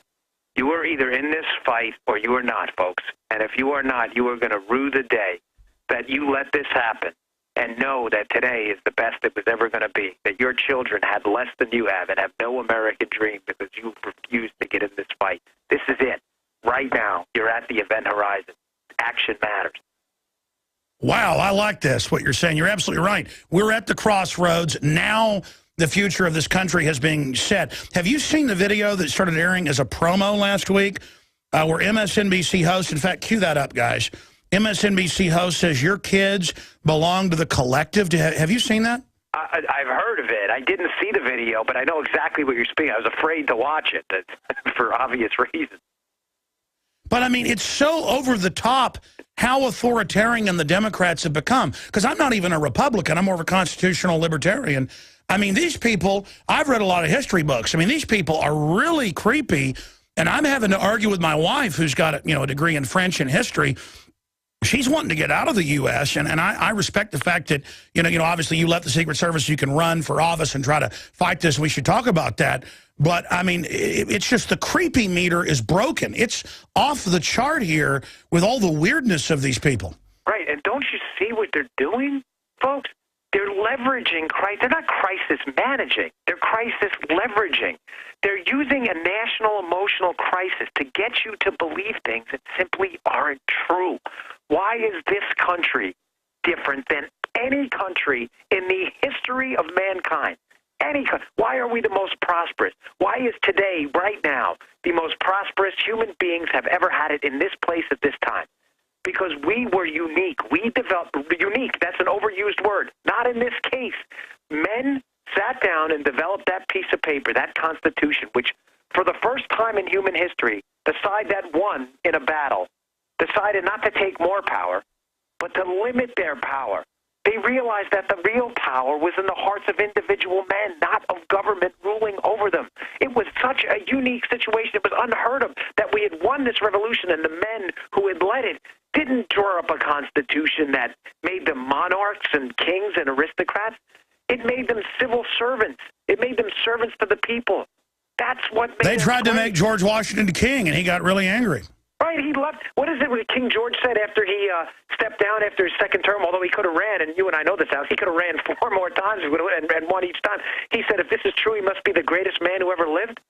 These men understood the danger of losing your liberty, your real liberty, something you can put teeth in, your economic liberty, your money, your health care liberty. Well, look, they demonize America all day looking at our problems, but if you look at other cultures, it's been the best, and liberty created so much wealth that now a bunch of spoiled brat collectivists who don't dream of building their own world, their own creation, they dream of making us be their slaves, and so the bigger the government gets, the more power they have. Let's play the clip of the MSNBC host in a promo, Melissa Harris Perry, saying your kids belong to the collective, and folks, they mean to the state. Here it is. We have never invested as much in public education as we should have because we've always had kind of a private notion of children. Your kid is yours and totally your responsibility. We haven't had a very collective notion of these are our children. So part of it is we have to break through our kind of private idea that kids belong to their parents or kids belong to their families and recognize that kids belong to whole communities. Once it's everybody's responsibility and not just the households, then we start making better investments. Dan, what'd you make of that? What human being on the planet, the real question for any of your listeners who may be on the other side of the political fence, what human being on the planet cares about your children more than you do? What? The answer is none. There is no way that is true. There is no collective.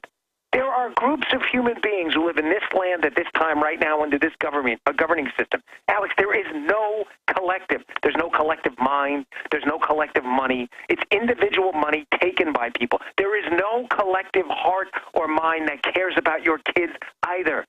Well, statistically, the government is 5 to 7 times more likely to abuse children than any other group. That's the Justice Department's own numbers. I mean, this is the worst group to give kids to. Look at North Korea. Look at Nazi Germany. I know you know all this. I want to come back and talk about how we take this country back and what you're doing over there on your website. Very, very interesting site. We'll give that address out to all of the viewers and the listeners, Bongino.com. Very exciting to see libertarian constitutionalists like yourself out there speaking out and running for office. We're going to come back and talk about what you're doing and where you see this political fight going. Straight ahead on the other side, I'm Alex Jones, Infowars.com. It was an inside job, just like it always is. Dan Bongino's got a big announcement tomorrow. I know what it is, but we'll tell you about it tomorrow. Statewide run in Maryland. Boy, they sure need it. They're trying to take the guns there right now.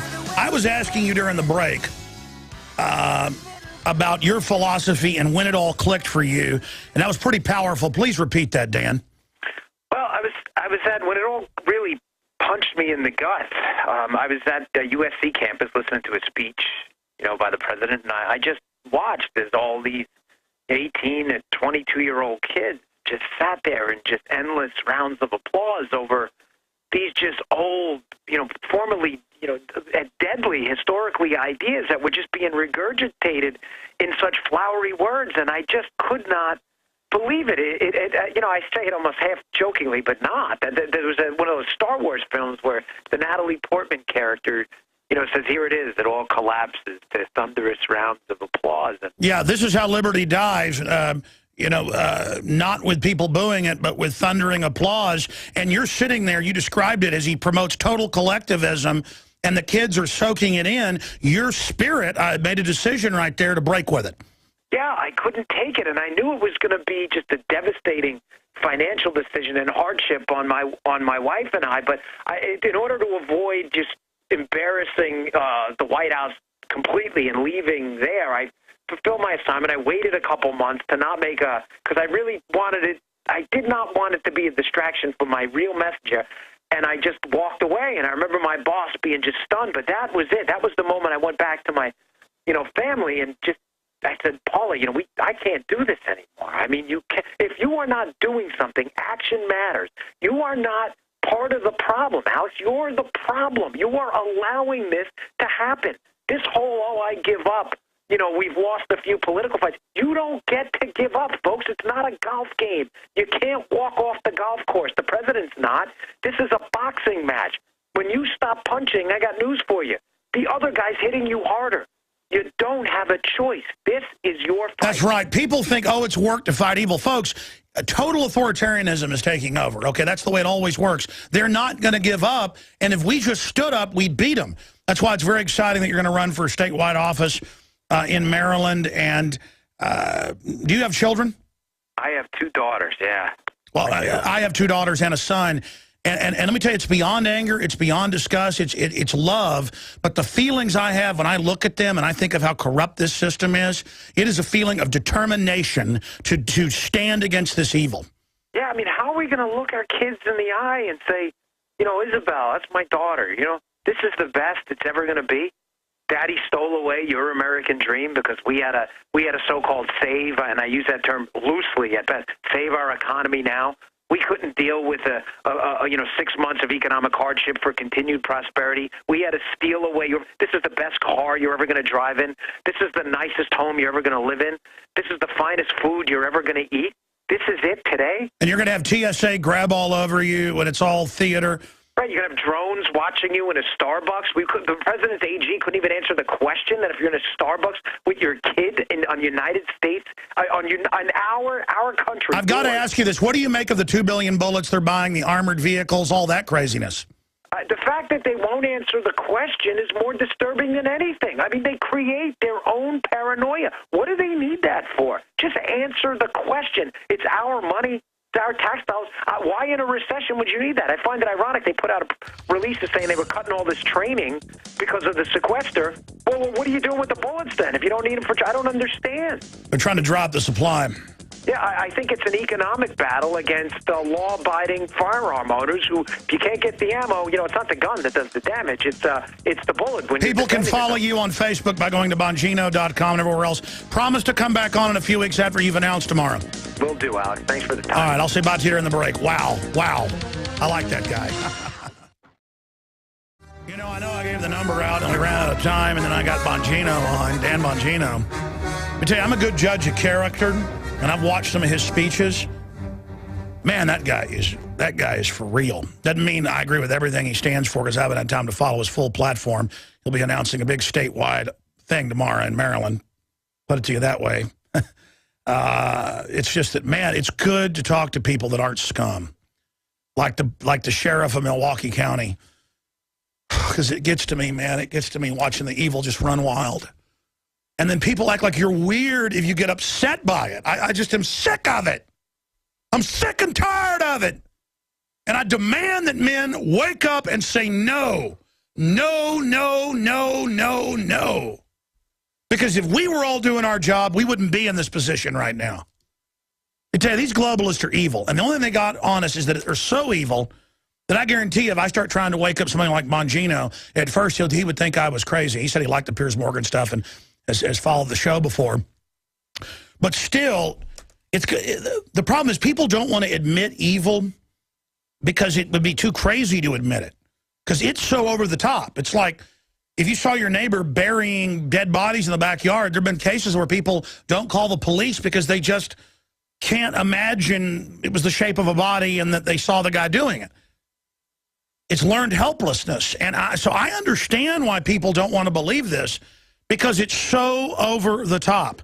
It came out for about 8 years that Hitler, it was about 7 years that Hitler was killing people and arresting people en masse and stuff. And the U.S. newspaper said it was they didn't call it a conspiracy theory. They called it rumors.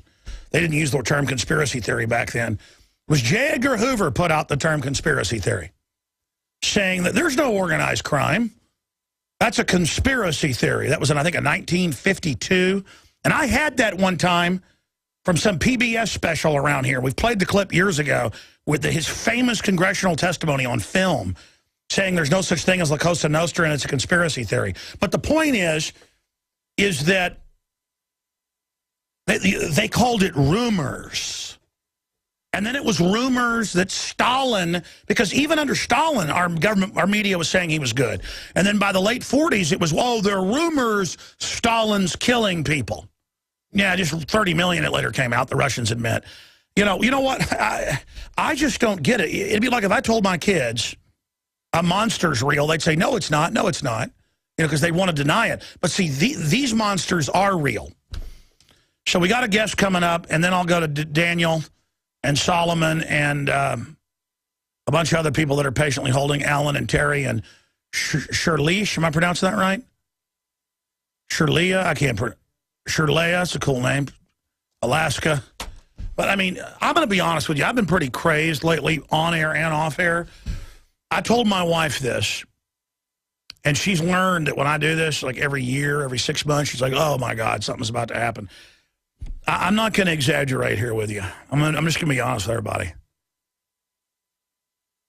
The level of, I don't even get chills anymore now as much as I used to about the New World Order. Now I get, like, fight mode, okay? I mean, it's to that point, like, it's right there. I mean, you know, I guess Obi-Wan Kenobi would call it a disturbance in the Force, or Darth Vader, the last time I felt it was in the presence of my old master. And to be sarcastic, to keep using the Star Wars analogy since Bongino did.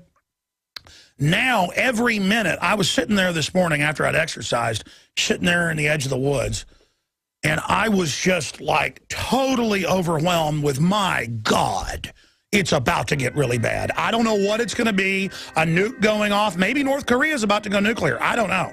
Maybe they're about to hit Japan with a nuke or something. I don't know. All I know is my spidey sense is 10 times what it's ever been. Just like danger, Will Robinson, danger, danger, danger. I mean, that's all I can tell you. And I'm sure you're feeling it. My wife's feeling it. Pray to God for protection, because I'm telling you, the hammer's about to come down. Oh, ladies and gentlemen. I just ran down the other side of the building. I was having a quick meeting on some equipment purchases. Nobody in radio or TV works like I do. I'm not complaining about it. I'm just letting you know why I'm out of breath. This building is so big. With the construction we're doing, I have to go around the building to get to the other side. And I'm certainly not in good shape like basketball players. So I just ran down here to get back on air as we expand the info war here. We're going to go to our guest here in just a moment. But first, I want to play a short clip of Biden calling for a new world order, which separately the FBI has taught doesn't exist, and you're a terrorist if you say this exists. So I guess people better talk to Biden. Maybe he's gone insane because he's talking to the Import-Export Bank about something that doesn't exist. Here it is. The affirmative task we have now is to actually create a new world order, because the global order is changing again.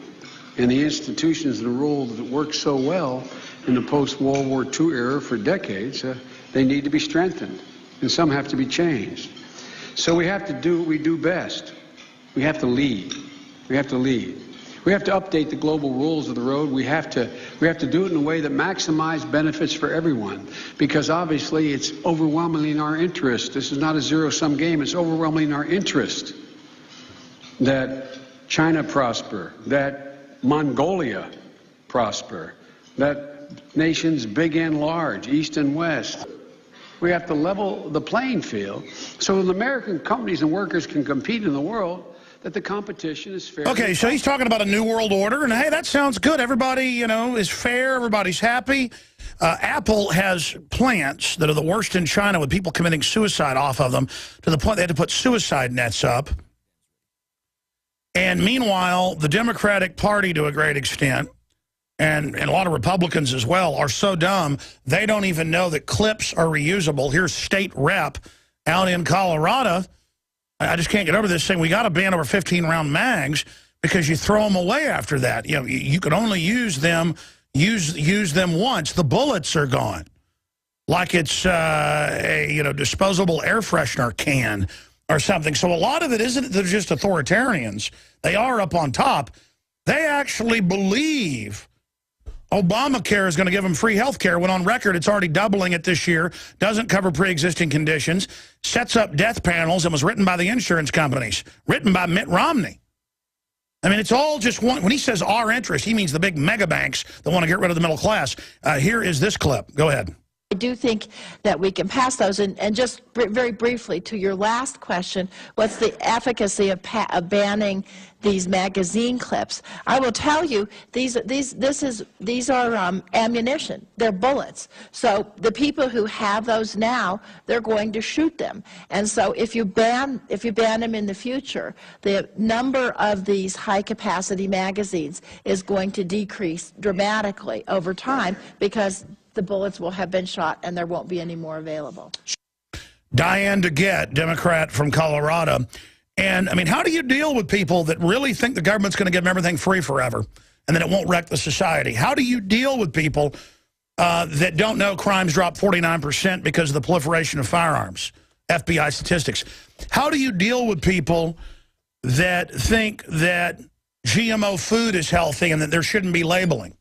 How do you deal with people that support the government saying they're going to put aspartame in milk and thousands of other products and not tell you it's in there?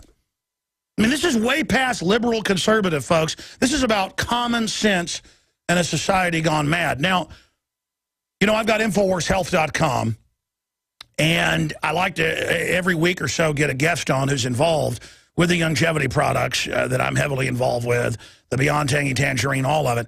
And I was looking at a list of people I could have on that are involved.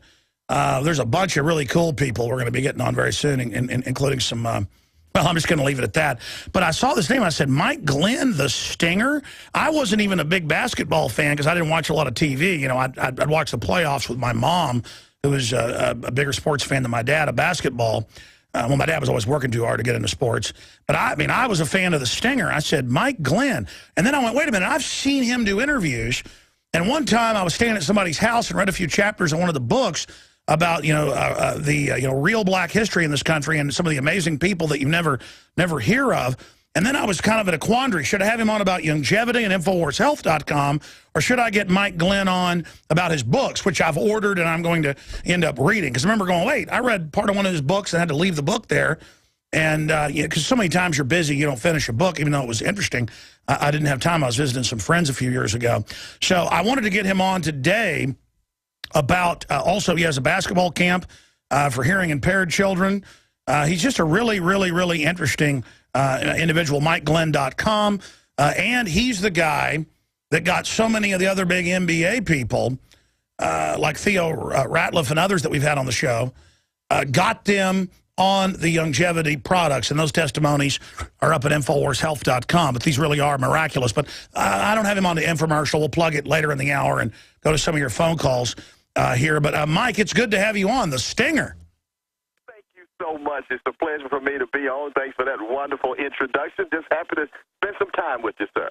You bet. Wow. Well, where should we start? Talk about your books, because what's interesting about them is you don't just cover, you know, the folks that are more famous. Some of them are in there. But you talk about just how interesting, because I personally, like Buffalo Soldiers, all that stuff. Yeah. I mean, black history in America is not exactly what we're taught on the nightly news. Well, you are so right, Alex. Appreciate you asking me about that. And, Alex, I grew up in a household where my dad was a coach as well as a teacher, and my mom was a teacher. So we were reading. We had study periods even in the summertime. And Mom had this question after the study period. She said, okay, now what lesson did you learn from what you read? So we always had to be able to tell a lesson that we learned. If we had a speaker in school or we read a magazine, newspaper, or book, she wanted to know what lesson did you learn. So this kind of stayed with me, Alex, throughout my life. And after retiring from pro basketball, I decided to write some books and center them around lessons that I learned, whether they were lessons from my collection of books. I own thousands of books that I've collected, rare first edition books. And I decided to just start writing series on lessons that I've learned. My first one was I went to my NBA teammates, ex-teammates, foes, opponents, and it was titled Lessons in Success from the NBA's top players. And I went to all of those players, Alex, Michael Jordan, Shaquille O'Neal, Karl Malone, John Stockton, all of them. And I asked them what's the two most important lessons they learned to be successful in basketball and life. So the first book was very interesting. A lot of coaches, a lot of teams, a lot of individuals bought it. All the NBA players love to get other people's perspectives on what made them successful. And then I did a lot of other history and research through the books in my library as well and started writing biographies. I started writing about the integration of sports history. I looked at history before Jackie Robinson. I looked at African-American athletes that preceded Jackie Robinson who were kind of just swept under the carpet, forgotten, and never mentioned again. So I told a lot of their stories in one of my books. And then I also wrote on Frederick Douglass, the pre-Civil War years of Frederick Douglass and his impact on America and society. So those were kind of some passionate areas that I've written about, talked about, gone to a lot of places and discussed them and really enjoy even exhibiting, Alex. I collect rare first edition books, so oftentimes I will bring with me some first edition books so people can see the power of these books as documents of American history. For one of my favorite ones is Frederick Douglass's book, Narrative of the Life of Frederick Douglass, an American Slave, written by himself, which he wrote in 1845, and it was published in the Anti-Slavery Office of Boston. So I'll take this book and I'll show them when it was published and the content, but the book itself is a document of history. So I kind of combine all of these things together and make it very fun and interesting and bring history to life and try to, foster literacy and research and study as well. You know, I've actually got a painting of Frederick Douglass in there in the office. We're going to create a new set that's got a bunch of paintings of famous people that I admire. Wow. And I've actually read the book you're speaking of probably 20 years ago. Yes, amazing quotes and ideas about liberty.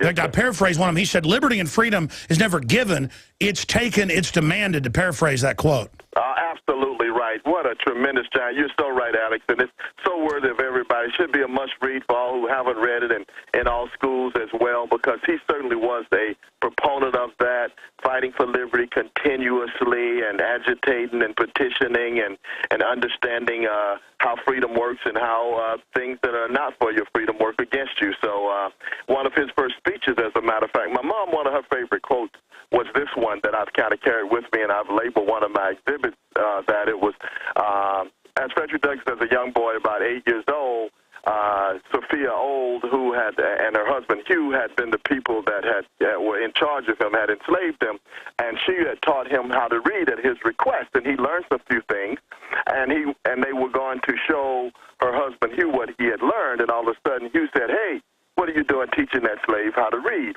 Don't you know that if he learns how to read, he won't be fit to be a slave anymore?" So that was a quote that Frederick Douglass remembered the rest of his life, my mom's favorite quote as a teacher, and it was kind of important to me. Once you learn how to read, it won't be fit to be a slave anymore.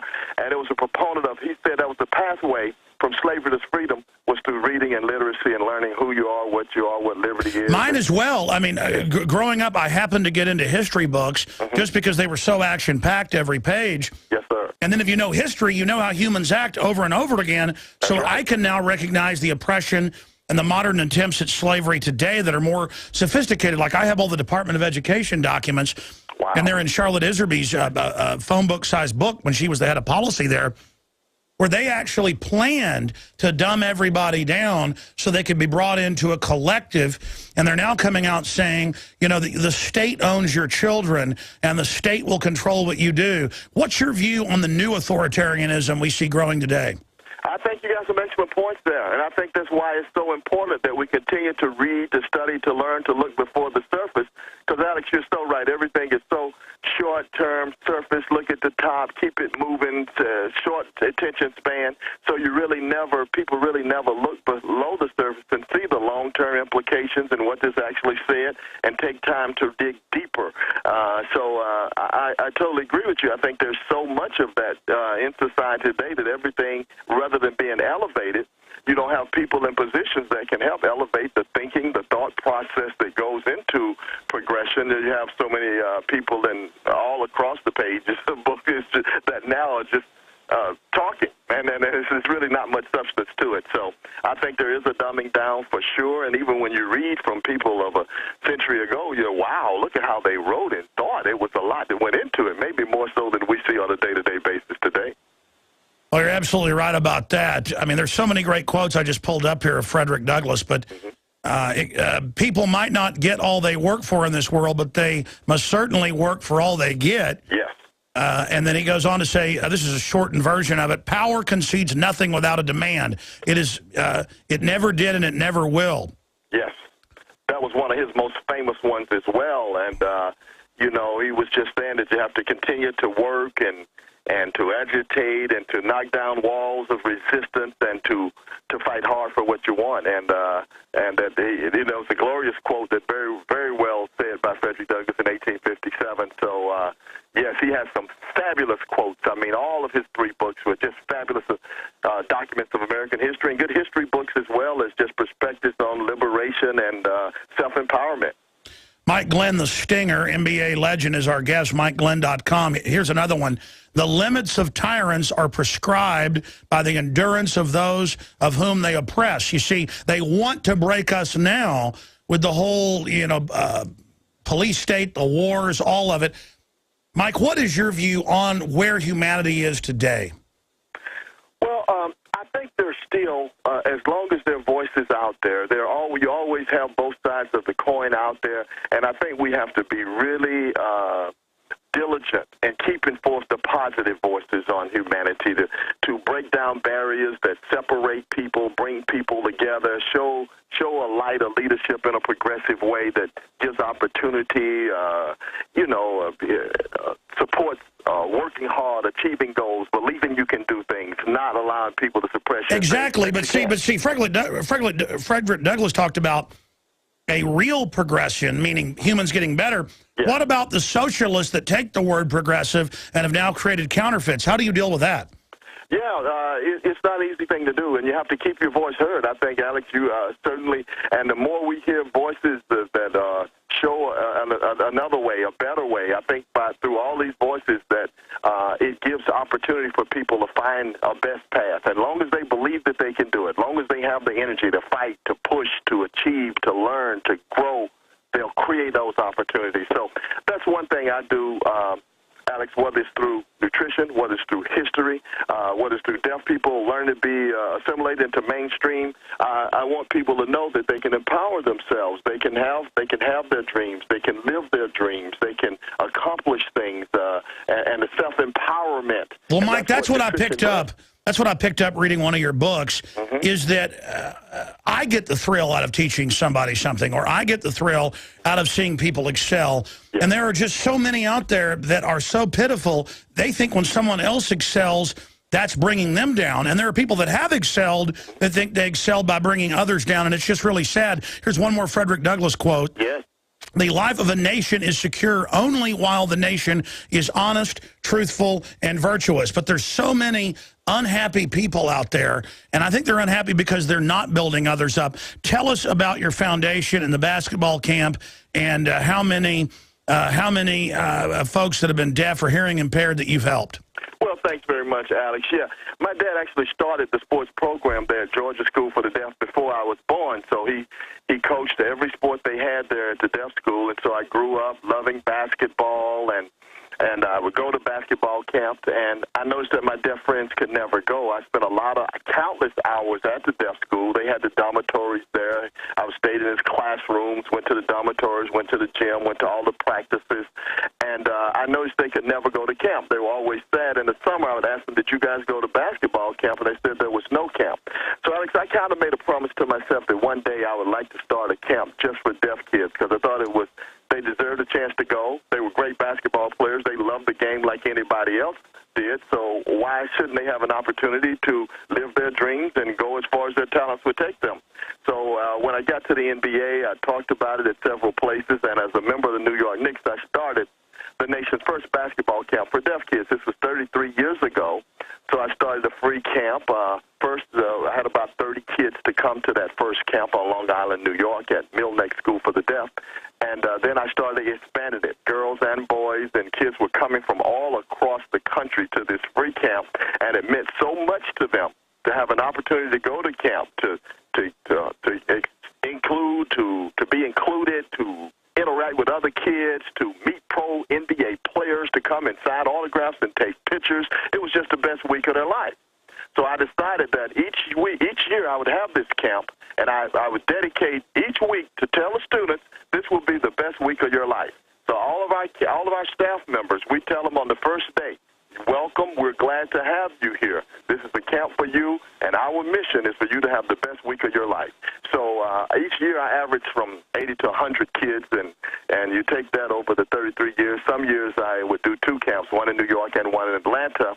Now I just do the one in Atlanta. Every summer we start on Father's Day. It's kind of a tribute to my dad, who he's passed on now, but the heritage, the legacy from him is this camp, and it kind of lives through me. And so we start on that day, and we have kids. And Alex, it's just the best week of my life. I mean, all the coaches are there because they care. Nobody is there because they're getting money to be, how much money am I going to get?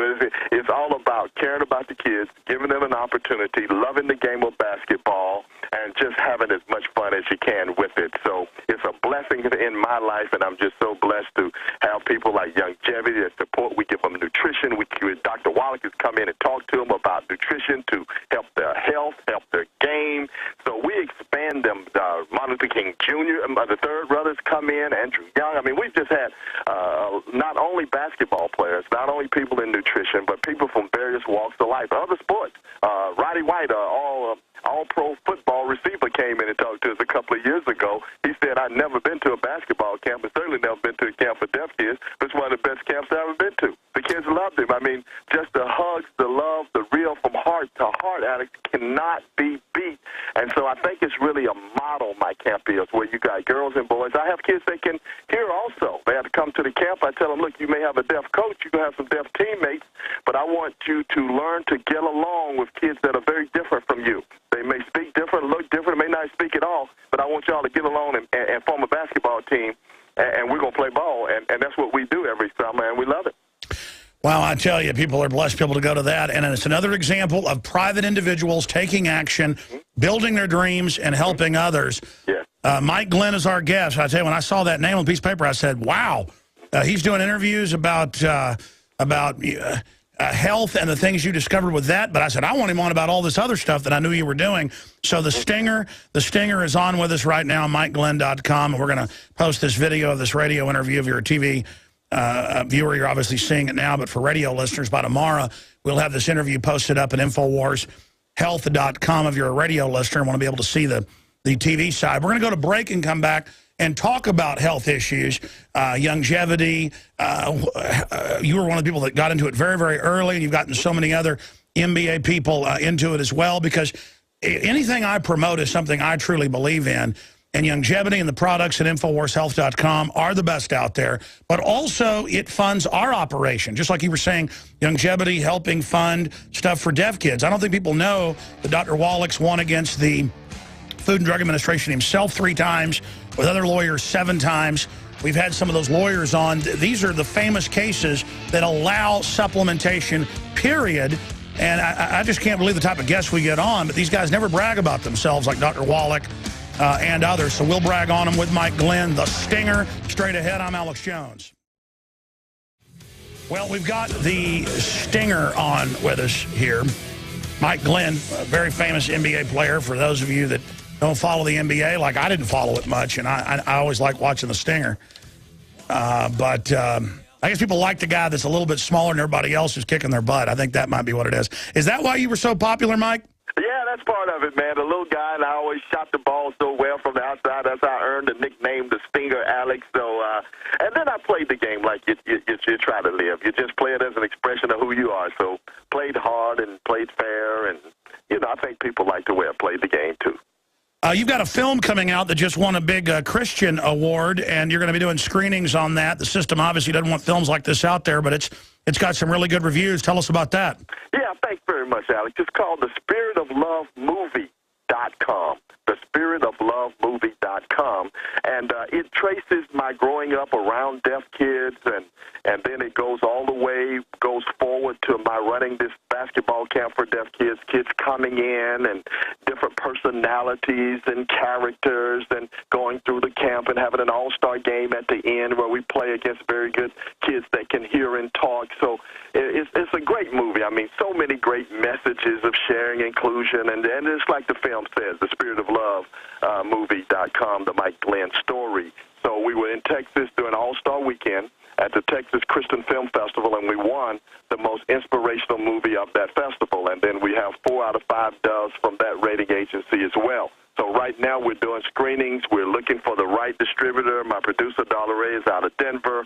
And so we got a screening in Denver in May. We have one in Atlanta coming up in May. And so we encourage people, just go to the spiritoflovemovie.com. We got the Facebook and all those social media things, Alex, that I'm not the best at, but we got it there so they can interact that way as well. Well, very exciting what you're doing. I mean, already so successful monetarily, everything, and to still be working so hard. That's what it's all about. Mike Glenn is our guest. I wanted to have some positive things today. Now, you're also on the Sports Advisory Board for Longevity, which is, by the way, folks, growing to be one of the biggest vitamin mineral companies out there.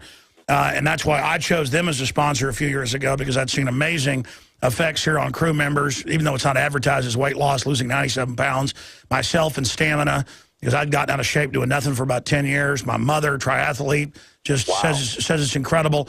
And it's all available at InfoWarsHealth.com, and your purchase there on the site at InfoWarsHealth.com, I should add, also funds our operation to a great extent and what we're doing. So you're buying from the good guys and helping us build our liberty-oriented media organization. But you got Theo Ratliff and other famous NBA stars in on it. Theo was going to have to retire. That's on record. Gave him, 10 more years in it and $30-something million. Break down your experience with Doc Wallet, when that started, and why you promote longevity. Well, thanks very much, Alex. About 14 years ago, a friend of mine named Phil Oliver, who worked in sickle cell, and Doc had helped him with a lot of sickle cell patients with how they could be healthier through mineral nutrition. And so he insisted, he was very persistent, and he insisted that I try these minerals. And so I did use them, and it really helped me tremendously, and I started sharing the story with others. And Theo is a very interesting story also, because I was talking to one of the other players on the Hawks. I was doing color analysis for him on TV, and he'd had some problems, the health problems that he couldn't find a solution to. And Theo overheard me. I wasn't even talking to Theo. And Theo was having problems himself. He had a detached bone, and I think you've had him on, so he's probably gone over. Got to go over it again. It's important. Okay. Theo had a detached bone in his hip. That was his biggest problem. And in his knee, he had bone-to-bone arthritis. It would swell so big after games, they would have to drain it. He had a problem with his ankle. He had a problem with his wrist and a degenerative disc in his back. Theo was finished. That's why Philadelphia traded him to Atlanta. They knew the guy was at the end of his rope, and his career was going to be over. So he was facing all of these surgeries. The doctors could not help him. And so he said, Mike, I want to talk to you about what you talked to Alan about. So we took him out to dinner. We told him he was mentally deficient. He would never get healthy through all the surgeries and all the things that they were recommending to him. So we put him on 90 essential nutrients. He was very diligent. We introduced him to Doc. Theo regrew cartilage in his knee. His back was MRIs. They did all kind of things, and Theo was fine. So he signed several more contracts. He got everybody's family on it. Theo became a big proponent for longevity. And Phil Oliver, the guy that introduced me, and we said, man, we need a drink, an energy drink, a nutrition drink that we can put Theo's picture on and we can really share it with other athletes. So we tossed around and came up with the idea of rebound, because it's a basketball term to rebound the basketball, and he rebounded his career. So we came up with the name Rebound. And so Doc Wallach and Steve Wallach and all Richard Renner, they all worked with us, and we came together. He had a wonderful product. We sampled the different flavors, and we came up with one. There are a couple that worked very well, and had one with no green tea for zero caffeine effect.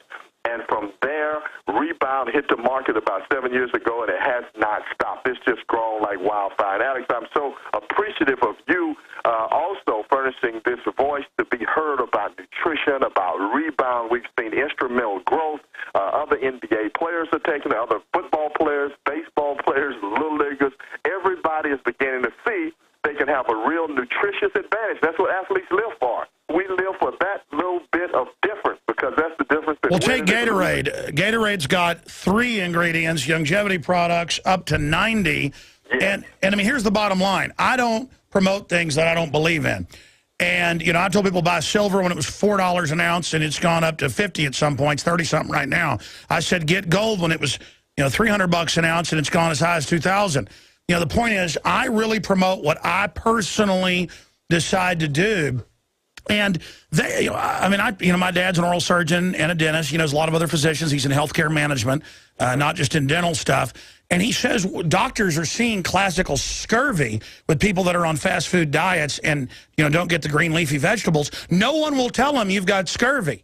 No, hospitals don't even say eat fruit. No one will tell anybody that America has off-the-chart diabetes and off-the-chart cancer, because the fertilizers they're using have 3 chemicals or 3 minerals in them, not the 90. And it's not rocket science that people need the Rebound, the Beyond Tangy Tangerine, the Pollen Burst Plus, all this stuff, and that's why we sell it at the lowest prices at InfoWarsHealth.com. People can sign up and get free shipping there when they sign up at InfoWarsHealth.com. You can sign up for auto ship and get free shipping. That's a big discount. You can pay $10 and become a distributor and get discounts. I mean, but bottom line, it's a win-win-win. I don't get taxpayer money to fund my operation like MSNBC. I have sponsors and I have products I sell that I believe in, and it's very, very simple. Look, I'm the same way. 3 years ago, hey, longevity's great. Yeah, I know who Wallach is. I believe in it. They'll be a sponsor. Kind of sat there. Then I watched my wife, my mother, my crew go crazy with it, and then I finally tried it. More stamina. I mean, all of it. One side effect is I feel like I'm 25 again and want to kick everybody's ass, but excuse me. But I mean, really, my body was missing out on this. Oh, yeah, Alex. Everybody is. I mean, if you can't live a regular diet, live here in America, and not be missing some of those 90 essential nutrients, it's just impossible to do it. I don't care if you're an athlete, if you think you got the best nutritionists and doctors and all this, you'll be like Theo Ratliff, falling apart with the best money, positions, and everything all around you daily, and your body's falling apart. So he saw the picture, so everybody has. And I would just encourage him. I take 90 Essential daily also, and all of these former athletes, Alex, that I see, and all the retired players meetings and all of these things, so many hip replacements, knee replacements, and they're always asking me, Mike, isn't it hard for you to get up in the morning sometimes? And no, man, it's not hard for me to get up any morning at all. You know, I'm taking 90 Essential nutrients. Listen, Ted Anderson had been to 3 doctors. He was going to have knee surgery. When I'd go up to Minnesota, the owner of this network we're on, he would hobble around all over the place, and then he went on all the longevity, and the surgery isn't needed. The pain is gone. I mean, break down from what you know from Dr. Wallach. What are the vitamins and minerals doing, and why won't the system tell people this? Because surely the system knows this as well. I guess they want you to be sick so they can do surgery on you, or what's going on? Yeah, well, you're absolutely right. As you know, there's so much money in the industry, so many lobbyists, so much money. Every commercial you see, you're going to be totally inundated with all these messages and images of this is how you go to be healthy. And anytime you hear something contrary to that, you just automatically go against it. Like, no, that's not what I heard. That's not what I saw. So it takes a really open-minded person to empower themselves to have health and have a better life. And that's the message of whether it's history or science or nutrition and health. You have to empower yourself to make a change in your own life. And so what happens to athletes, Alex, is we sweat out all of our nutrition at an accelerated pace. So that's why we don't have calcium. That's why our bones get brittle. That's why they need so many knee replacements and hip replacements. It's so common. And then you have things from diabetes and other things because we sweat out daily from all the practice, all the sweat. We lose a soup of nutrients, not just one. You can't just take 2 or 3 nutrients and replace the whole soup that you're sweating out daily.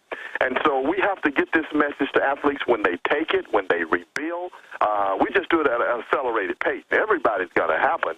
For everybody, if you're losing your nutrients, you're going to have some kind of disease or illness as a result from it. It's just a cause and effect situation.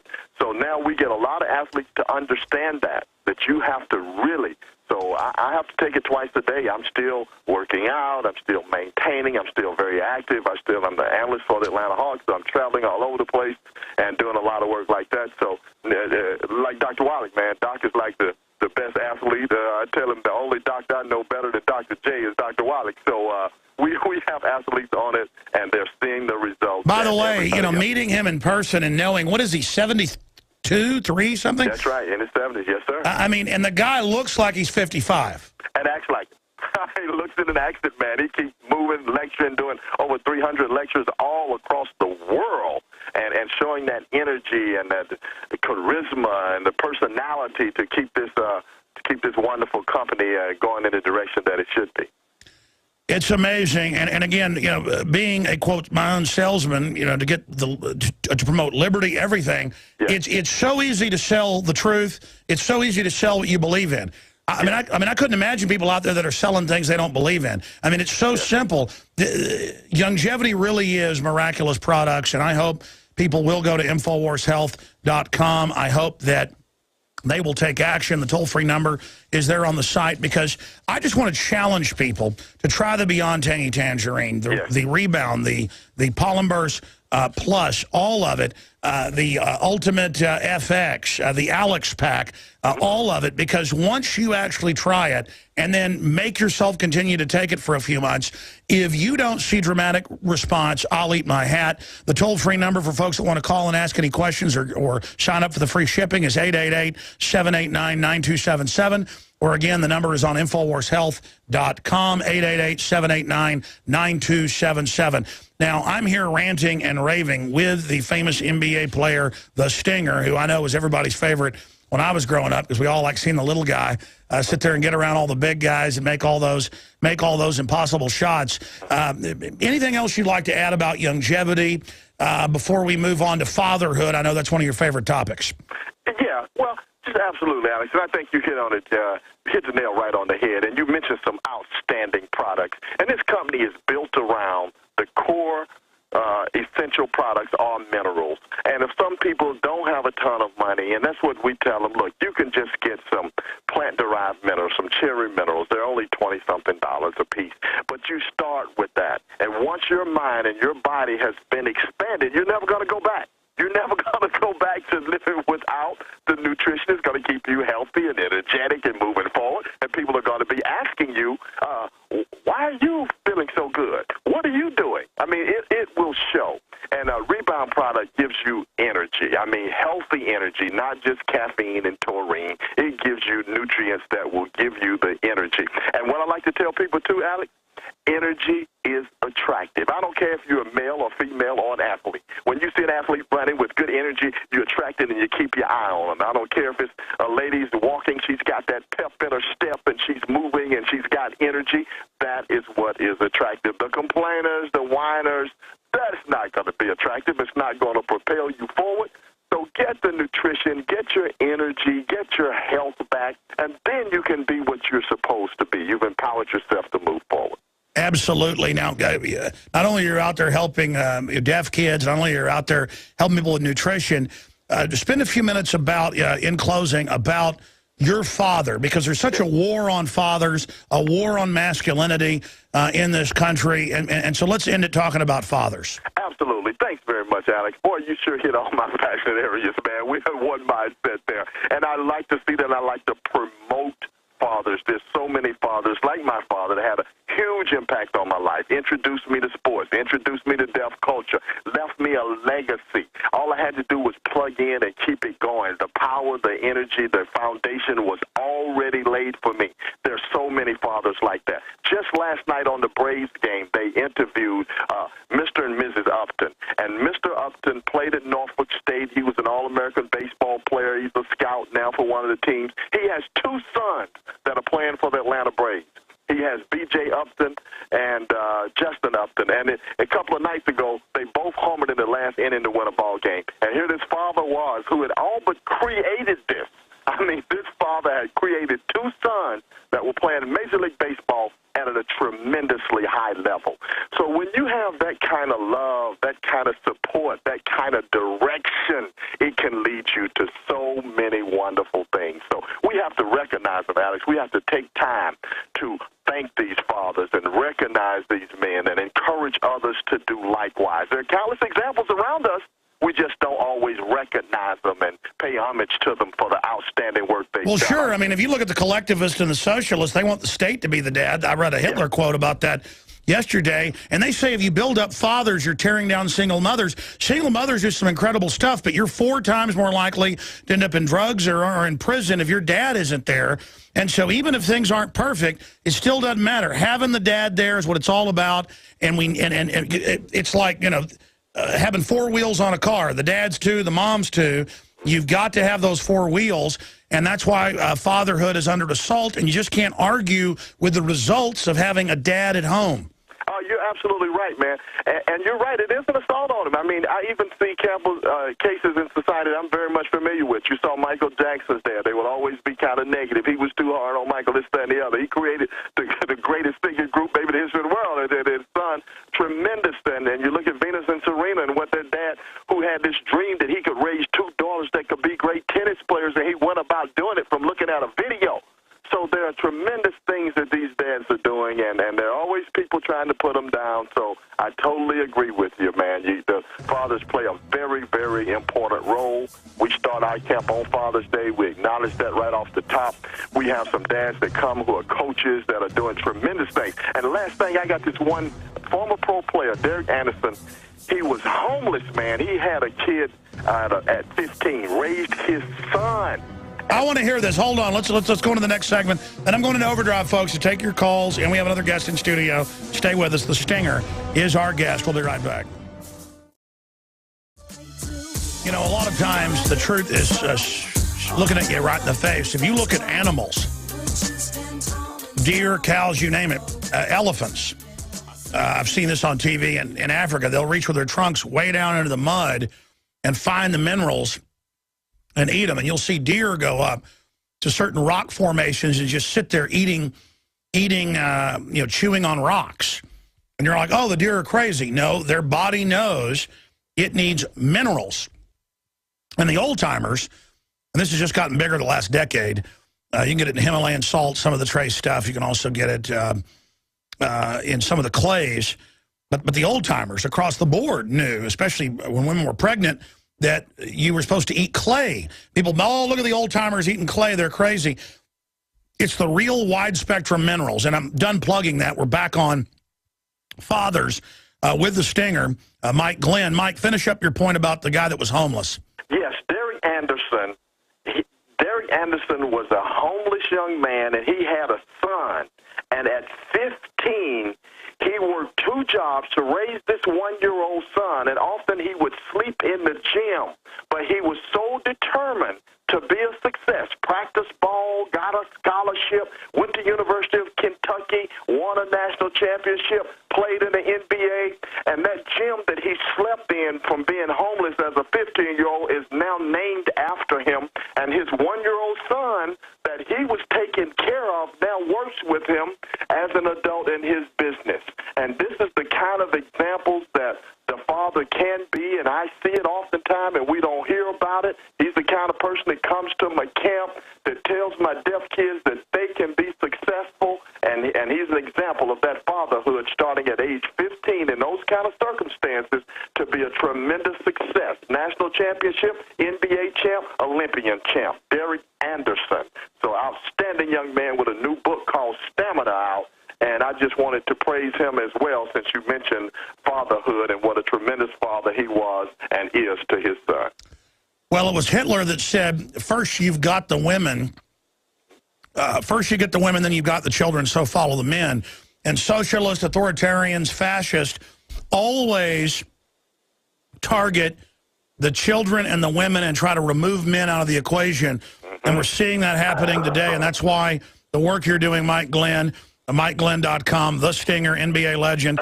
Thank you so much for your time, and I look forward to speaking to you again. And if you ever come through town in Austin, I'd love to get you in studio. I will certainly do that, Alex. I appreciate you greatly as well. Now, you take care. All the best to you. You too. Take care, folks. There goes Mike Glenn, and he's got some big dogs there in the background. Let him take care of those. I'm going to go into overdrive. Antonio Buehler, you remember about a year ago, got arrested filming cops in Austin. No criminal record, West Point grad. The point is that good people that aren't like criminals are now caught up in the system all the time. Veterans are having their kids taken for no reason. And if they can go after veterans and people, the sky is the limit. And a Travis County grand jury indicted him last week for filming the police. And Arte Saveda, the police chief, said, well, you can film police, you can't interfere. Well, there happens to be footage of what happened, not just from his camera, but from across the street. He's filming, the cops say, stop that. He's backing up, and the cops start going at him, and he says, what are you doing? What are you doing? So he hasn't arrived yet, but oh, he is here?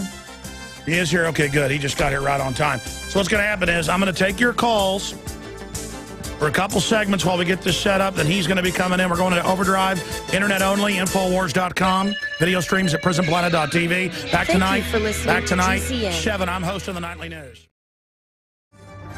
All right, folks, we're going to have Antonio Buehler, who's here in studio. If you're watching on TV, here's the new issue of our magazine. Look right here. People didn't believe this when I first reported it, because I was down at the Texas coast, and my crew was being given tickets and threatened with arrest if they handed out magazines anywhere downtown. It was so outrageous, listeners didn't believe me until I got back up here and showed the photos and the video online. Like I'm going to make this up. I mean, sometimes I get stuff wrong, folks, or I flip numbers around or, say somebody's name wrong. I almost said Patrick Douglas earlier. I know it's Frederick Douglass. But, I mean, there it is, getting the ticket in America. So we're going to be talking to him. He's now been indicted for filming police in Austin. I mean, super creepville. And the average cops in Austin, I've been all over the country, are pretty nice overall. Doesn't matter. They're being given orders and policies that are out of control. Let's go ahead and take some calls in this segment and the next. Then Antonio Buehler is going to be in studio with us. Daniel in Kentucky, thanks for holding, brother. You're on the air. Go ahead. Alex, thanks for taking my call. The socialists and communists in the world, they want everything we've got. They want our money. They want your silver and gold. They want, of course, your guns. And as we heard, I just realized it's the slaver media. That's why they always talk about black slavery all day, because they don't want you to recognize the current slaver. The globalists are slavers. They fit the definition. I'm going to do a piece on that. They are slavers, but they have fancy propaganda. Go ahead. The most precious thing you have is your children. And they've admitted that. That's what they want, too. And I think we have a president that is looking for a crisis. I don't know if they want to do this over a period of time. No, they're trying to start a civil war. Everybody agrees. And, there's 4 crisis areas that maybe this is North Korea thing. Maybe he's hoping something happens there. I think it could be the financial state of our country. We're $17 trillion in debt. And Ben Bernanke, back years ago, gave a speech, and he said if in a financial crisis, he would do certain things. He would bring the interest rates down to 0. He would pump money into the economy. He would let the government buy securities, the Federal Reserve buy securities. One thing that he said that has not been done yet is devaluing the currency. And I think that's how they're going to if they're going to pay the debt back, that's how they're going to do it. Oh, well, there's no doubt they're already doing it. It's just that it's like a couple pieces of the cake have been taken out, but soon to be the whole cake. And they're just going to absolutely wreck people's savings and future, which, again, will force us onto welfare, which is the goal. You're absolutely right, sir. Another thing, I want to make a comment about GMOs. It's through your program and Mike Adams and Natural News that my wife and I have learned about GMOs and the dangers of them. And I'll tell you a little story. Back in the fall, I took my wife in for a heart catheterization test. And I had a book with me that I was going to read while I was waiting called Seeds of Deception by Jeffrey Smith. No, we sell it. Yeah, go ahead. Anyway, the doctor and his nurse, the cardiologist and his nurse was going to come in and talk to us before the procedure. And I didn't have it with me. I had it on the little desk by where we were sitting. And he looks over and he said, Seeds of Deception, what's that about? And so he listened to me for about 3 minutes, tell him the dangers of GMOs and how the FDA released that into our system back in 95 and 96 without proper testing. And so he was really concerned about that. So I think we need to tell the InfoWars warriors to talk to people. Oh, yeah, listen, there are a lot of smart people, but they went to college, went to math, went and got their PhD or their doctorate, and they've always been so focused in the system. Now they're paying off their college bills. Now they're trying to raise their kids. Now they're trying to get home to go visit grandma. And before you know it, you're 80 years old and you're dead. Meanwhile, the globalists are just got all the time in the world social engineering. We need to become aware of it. But the fact that they'd come out and say your children belong to the state. You can see the article up at drudgereport.com. It's on the left-hand side. Shows you how crazy these people are. All right, I'm going to do the whole hour, folks, in overdrive. And I'm doing the nightly news. And I'm staying up here till midnight fighting tyranny. Stay with us. All right, we're going to jam in some of your phone calls and have an in-studio guest and then back to your phone calls throughout the hour. The toll-free number to join us is 800-259-9231.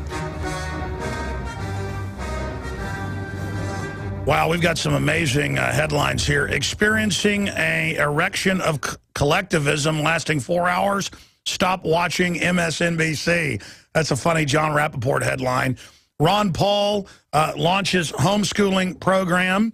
Yeah, my wife wants to use it. He's not even a sponsor yet, but I will get him. MSNBC host, your kids belong to the collective. We've reposted that article that's up on Drudge right now. It is necessary and proper for the feds to regulate U.S. citizens from cradle to grave. Bilderberg 2013, probably England, possibly Germany. Breaking news there. Senator McCain says he doesn't understand an effort to protect the Second Amendment. I mean, it's just the Bill of Rights, get rid of it.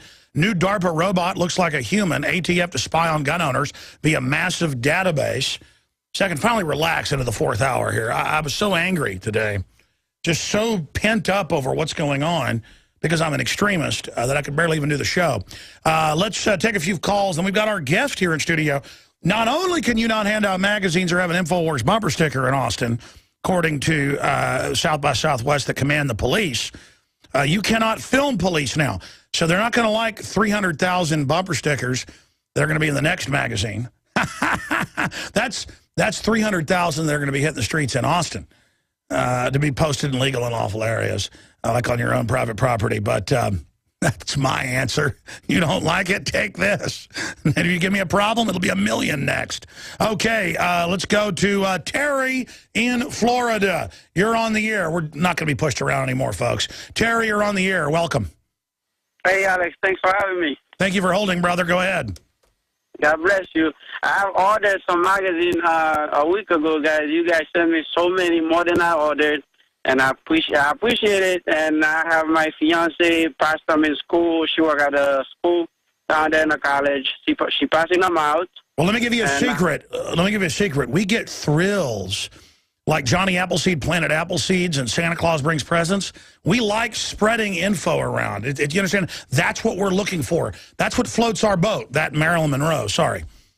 I'm doing the job. Trust me. I do everything I could. I even write it down with markers everywhere I go to inform people about it. And I like the job that you do. And the thing I call about is the tax hike that Obama put in. Right now, I'm making a $1,200 check, and they take like $400+ out of it.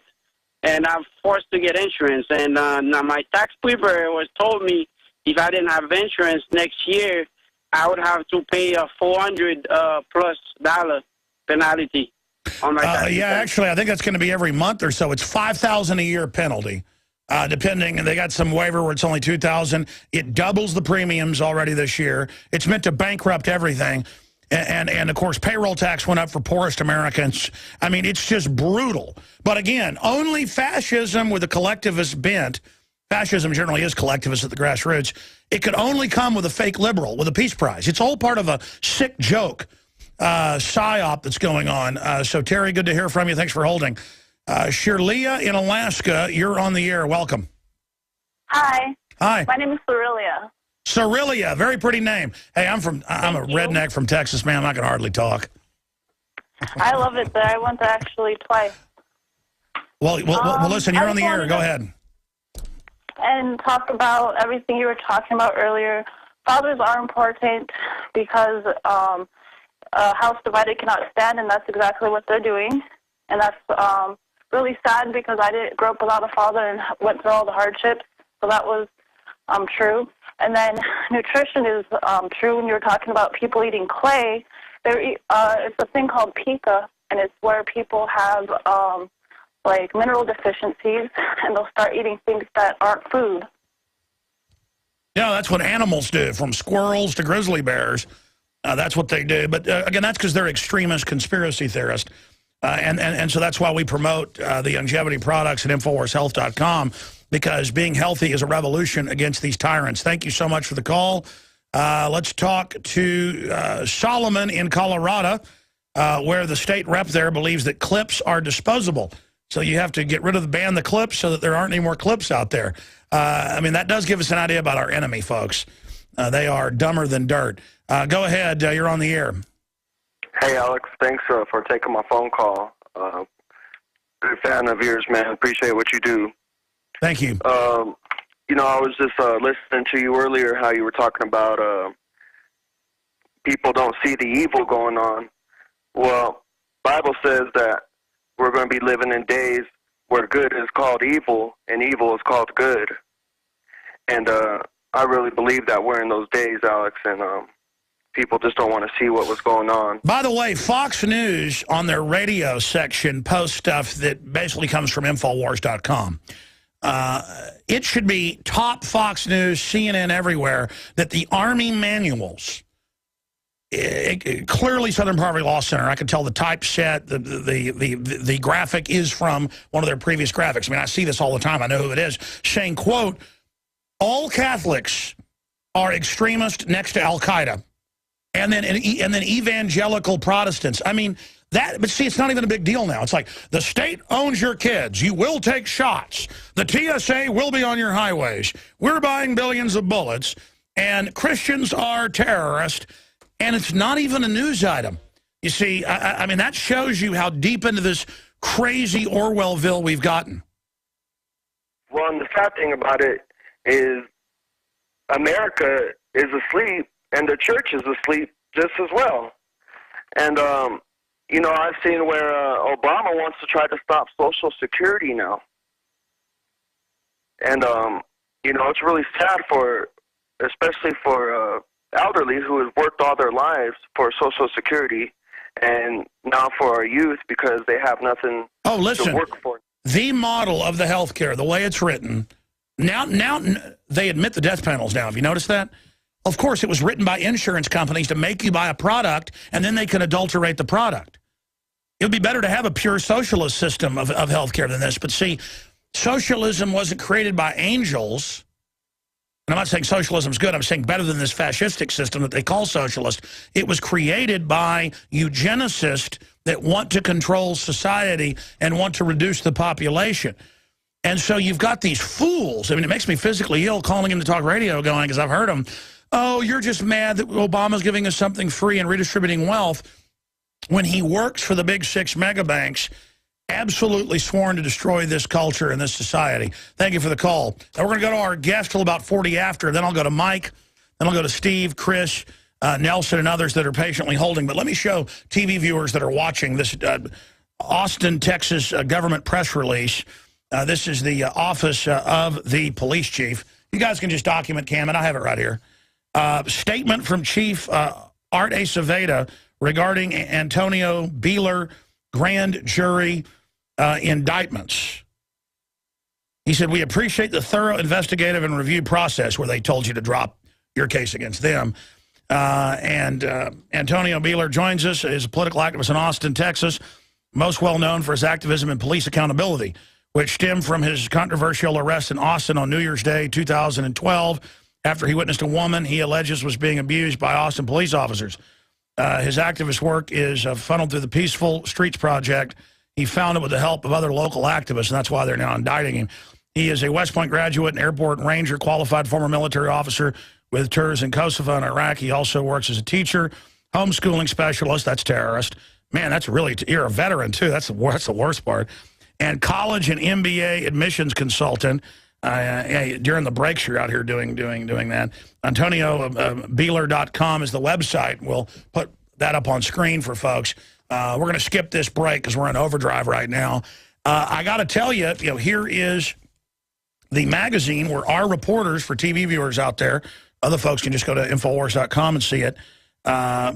Look right here. It's our reporters, or our crew, being given tickets for handing out magazines. And the police admitted to me on the phone, we've never been told to do this before, but we're going to do it. And until I went down there and threatened to sue them, then they backed off and said, we're sorry, but which is even creepier. Because if I was to sue them, they'd probably just indict me for it, which I guess you've got to, well, now we're indicting Alex for handing out magazines. Antonio, I mean, wow, a year later, because you have it back down, they are now, and everybody's seen the footage from across the street, somebody else shot that. I mean, the cop comes at you and is grabbing at you, not wanting it to be on tape. And now the good grand jury, hey, same kind of folks indicted the guy in Williamson County they knew was innocent. I mean, so maybe you need to go to prison, boy. Well, they want me to, that's for sure. They don't like it when people are out there exposing them for their crimes. Well, I tell you, but we're sure a free country. Did you ever imagine when you were in Kosovo and Iraq and places you'd be being indicted for this? No, and quite frankly, everyone told me how I was protecting freedoms overseas and all that stuff, but I feel like I'm doing more to do it by fighting the police here because the police are the real domestic terrorists, unfortunately, in this country. Well, they certainly are trying to turn them into that, yeah. And I'm sure, I mean, like in New York, they would just probably beat you to death. I mean, as bad as they are, it's kind of bad like when, the Austin police are, in my opinion, are pretty good compared to a lot of them. But I agree with it. He was totally wrong. And I guess Aceveda is doubling down on you. It's actually kind of funny. I mean, when's the last time you saw a police chief give a press release for someone who got indicted on a Class C misdemeanor? It's a traffic ticket, right? And so they couldn't get me on the felony because there's 6 witnesses that say that the cops lied. There was video, there was audio, 2 videos actually. So they knew that they couldn't do that, but they had to save face. So they went ahead and got me on 4 misdemeanors for failure to obey.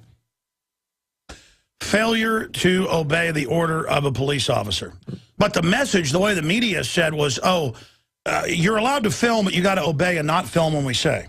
Right. They'll come up with an order, and then when you don't jump through the hoops fast enough, when they tell you to go move back 60 feet and you only move back 50 feet, then they can arrest you for failure to obey. Well, my only issue is this. America is being collapsed. Do the cops think the globalists that are taking over this country are going to care about their rights after they've taken yours? And that's the thing that bothers me the most about it is they're dispensable. They're just like soldiers. The government doesn't care about them. They'll throw them to the side just like the soldiers. Well, in fact, they hate them. There's nobody they hate more than a citizen trained to fight after they're done with you. Right. And as long as you're on their side doing their bidding, you're okay. But once you stand up and become an oath keeper, for example, then you become a threat. Well, they're really scared of oath keepers. Yeah, definitely. Now they're taking veterans' children if they get caught with half a marijuana cigarette. Imagine. They can also plant that on you. I mean, it should all be decriminalized right now. The government ships in the hard drugs. They're trying to put the kids on the hard prescription drugs. I mean, what a joke. End it all now. Yeah. Well, I mean, the drug war is it's used to punish the people and help out the prison systems, the pharmaceutical companies, and it just feeds the system. More people in the system, more people in jail, the better off they are. Well, yeah, people can make excuses about this, but we have the largest prison population in the world. For those that don't know about your case, recap what happened. I was designated driver on New Year's Day 2012. I was driving my buddy home. We were running out of gas, pulled into the 7-Eleven on Lamar and West 10th, and there was a DUI stop in progress. We watched it. We didn't want to get involved. We were getting ready to leave, and all of a sudden, Robert Snyder, an APD cop, started ripping the female passenger out of the car, throwing her to the ground. Patrick Aborski joined in. They were twisting her arms behind her back in a torture move. And so I tried to take pictures, and when she started screaming, begging me to record it, I started yelling to the cops, telling them to stop. Aborski then assaulted me, started pushing me around, and then because he assaulted me, he had to have an excuse to assault me, so he said I spit in his face, which is a third-degree felony, carries 2 to 10 years. But unfortunately for him, there was multiple cameras taping it. Yeah, there was a guy across the street who stepped forward, who had cell phone video, and there were other witnesses who stepped forward. And so I'm probably one of the luckiest guys to ever get charged with a bogus felony, because I had a bunch of witnesses who were willing to step forward. All of them were pretty credible witnesses, too. But, man, let me tell you, that is so scary to falsely, because I've seen this so many times in my life. I've had it threatened with me when I knew cops were dealing drugs in Dallas. And they said, we'll plant drugs on you. We'll say you stole stereo equipment, when they knew I didn't have a criminal record, didn't steal stuff. And then beat me up behind closed doors, saying next time you're dead, basically. Imagine framing people and feeling good about it. And it'd be one thing if you framed a axe murderer who had gotten out wrong with that. I still wouldn't do that, because then you become the devil. You're fighting. But imagine just framing innocent people like Michael Morton just with pleasure. I mean, they just do it. And it seems like the better a person is, the more fun it is to frame them. Mm-hmm. Yeah, and it's amazing, because I was waiting for people to come out, good cops on the inside, to come out and say we reject this, to go after the police chief.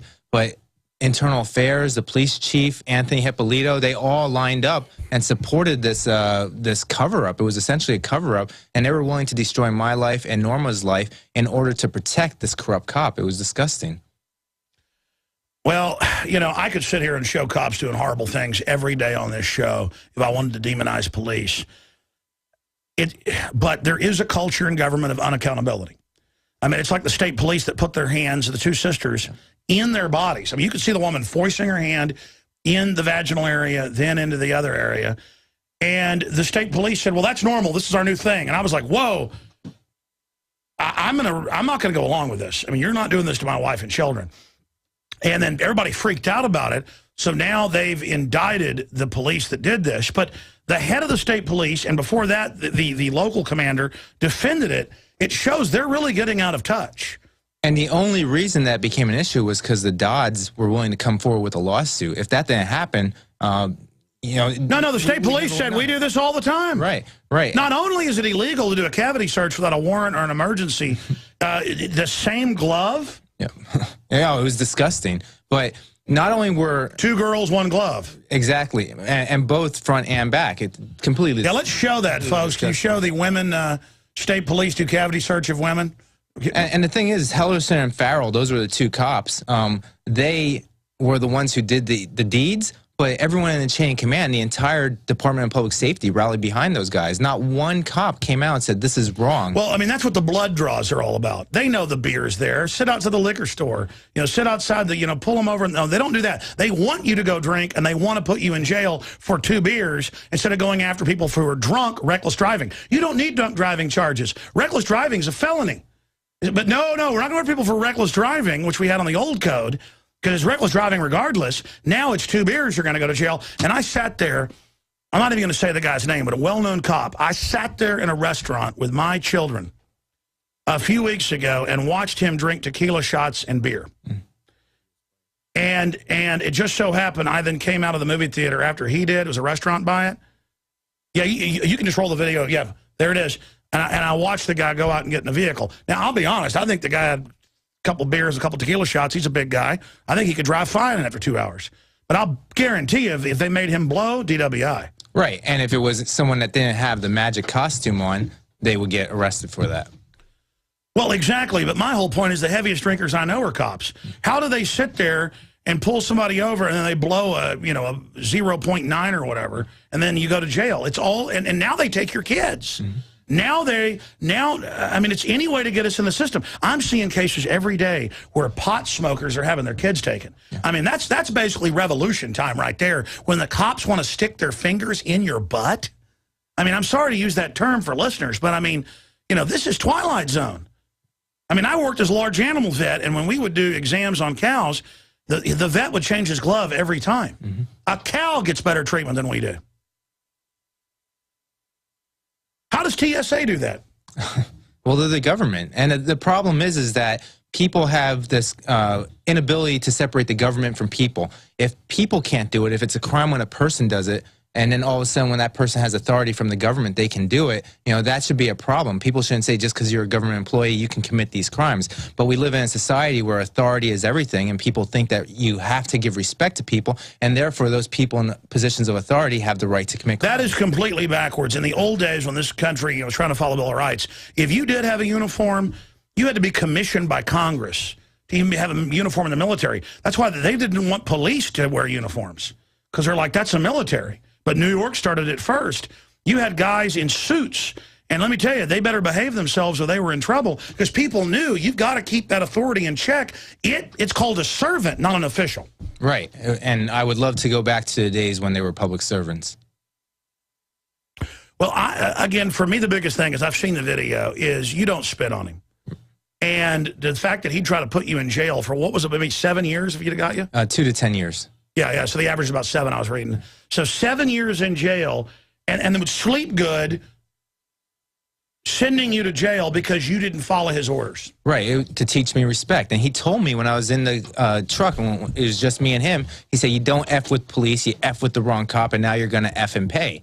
And by that, he meant you're going to go to jail for a crime you didn't commit. But what really makes me mad is, yeah, this guy's a horrible, terrible person. He should go to jail for what he did. But what really makes me mad is the fact that it's clear, there's no question that he lied and he committed the felony crimes that night, and yet Chief Acevedo and other members of the Austin Police Department continue to support this notion that I was a criminal that night. Well, here's the deal. If Acevedo doesn't say turn your guns in, Fidel Castro loves everybody. I mean, he says he doesn't like Fidel Castro, but Fidel Castro says a citizen shouldn't have guns. He says, you know, turn these guns in, turn these mags in, you know, or you're for the criminals. Criminals can get guns illegally. Criminals are going to get guns anyways. You're going to use a universal background check to take our guns. We all know what this is about. Art Acevedo is a smart guy. He knows. He says he wants to come in. I know he listens. Come on, let's go. I mean, you know, I'll be civil with you.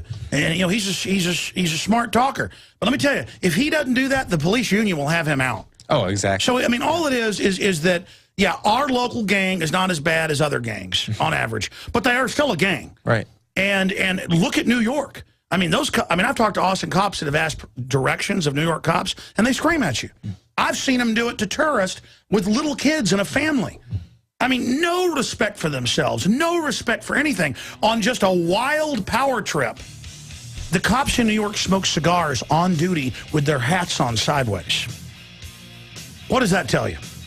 Just they have no respect for themselves, for their uniform, or for the people. Exactly, because even if you were a corrupt person, you'd want to treat the public with respect, because you want your family treated with respect. We're going to come back, talk about your case and where it's going and your website, and take phone calls. Antonio Buehler is our guest. Antonio Buehler is our guest. You know what? You're anti-police. Michael Morton, you know, They blocked testing the bloody bandana day one. For some reason, they wanted to put him in jail. Turned out they knew it, kept him in jail. That's a good thing. I mean, maybe they should human sacrifice him to the government. See, instead of just sacrificing people like other cultures did, they now just put you in prison to rot and then let the violent offenders out. What's wrong with that? I mean, if you care about liberty, obviously that's a bad. Antonio, do you want to worship government right now? Worship Art Acevedo. Kneel to him, worship him, and maybe he'll work with the grand jury to drop the charges. Yeah, well, the first thing, Art Acevedo is a politician, and he doesn't care about anyone's rights. I don't want to worship anyone. I want people to be free, and I don't think that we should have to bow down before cops or politicians. That's how an extremist would talk.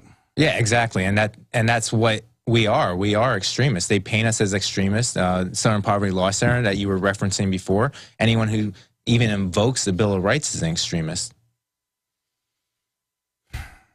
I think they should exhume the body of George Washington and publicly publicly hang him for being a patriot.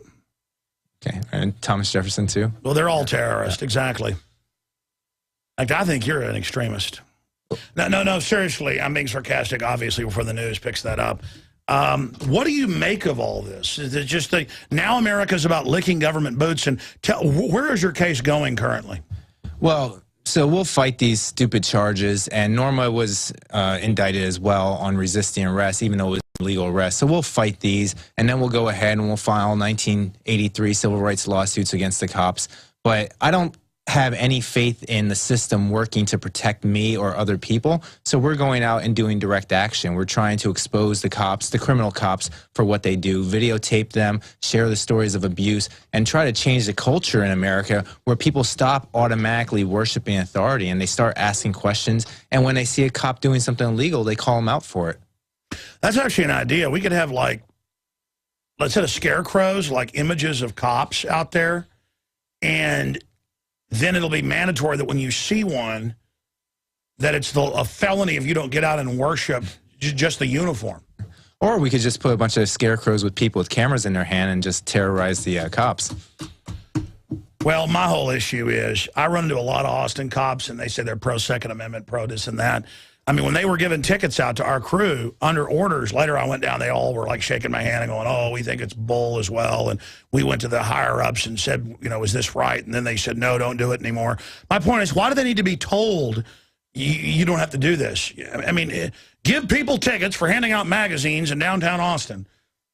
Yeah, no, people should stand up and say, no, I'm not going to do this. I'm not going to participate in this. I'm not going to go after people who aren't committing a crime, and I'm not going to cover up for criminal cops. They should stand up and say, I'm going to do what's right. And, you know, I want to be called a hero. I want to be called a courageous, good cop. Well, prove it to us. Why were they, because I saw the video, I mean, and I'm not a, you know, special forces guy like you, where they teach you that, you know, how to be tortured so you know how to resist torture. I guess that's how you knew that. But, I mean, it's 101 to grab the handcuffs and lift the arms up high. Because I've had cops do that to me when I'm not even resisting as a way to cause pain, I guess, because that's how they feel powerful. Why was he doing that to the woman? I think he was just trying to teach her a lesson. He was trying to show who was boss and was trying to hurt her. And I think it probably has to do with training, either formal training or unformal. Yeah, what is it when somebody isn't resisting where they all jump on your head with their knees and all the time break people's necks? I mean, and they shout, stop resisting the entire time because it's part of their training. They know that there are certain procedures that they need to go through to cover up their crimes. But why don't they go join like a jiu-jitsu club or a boxing club? Because I guarantee you there's real guys want to fight with you there, not just jump on some woman who's handcuffed. I just don't get it. Well, if you're a bully, you don't want someone to fight back. And if you have a badge and gun, people are less likely to fight back. And in Austin, Texas, you get paid very well to be a bully. Snyder, who assaulted Norma, he was only on the force for 3 years. He made $88,000 last year. Patrick Gaborski, who's only been on the force for 12, 13 years, who assaulted me, he made nearly $130,000 last year. Well, that's right. They're on the Special Praetorian Guard DWI detail. Snyder's not. Well, the point is the more people they arrest, the more money they get. Oh, yeah. I mean, I heard that they make this... The county makes $6,500 per DUI arrest in this county. Patrick Gaborski had over 300 arrests last year alone. Well, you know what's a real bounty? They can make up to $500,000 on a kid. And that's why they're now taking people's kids if they find marijuana on them. They're calling it a narcotic. Mm-hmm. Yeah, they've been taking kids for a long time. And Perry did it with those Mormon kids or whatever in North Texas. And then it came out they weren't, last time I checked, doing anything to them. I mean, and again, they always choose some group that people think is a little weird. But then, oh, we burned down the Davidians because he might have been doing something with young women. I mean, oh, good, let's kill him. That'll fix it. Right, exactly. Same with the Ruby Ridge. You know, oh, white supremacists. So therefore, we're justified in killing them. And it turned out he wasn't. They kept coming to him saying, I'll give you all this money. Just saw off this shotgun. And they told him, you're a former Special Forces Green Beret. In fact, I want to get him back on the show, Randy Weaver.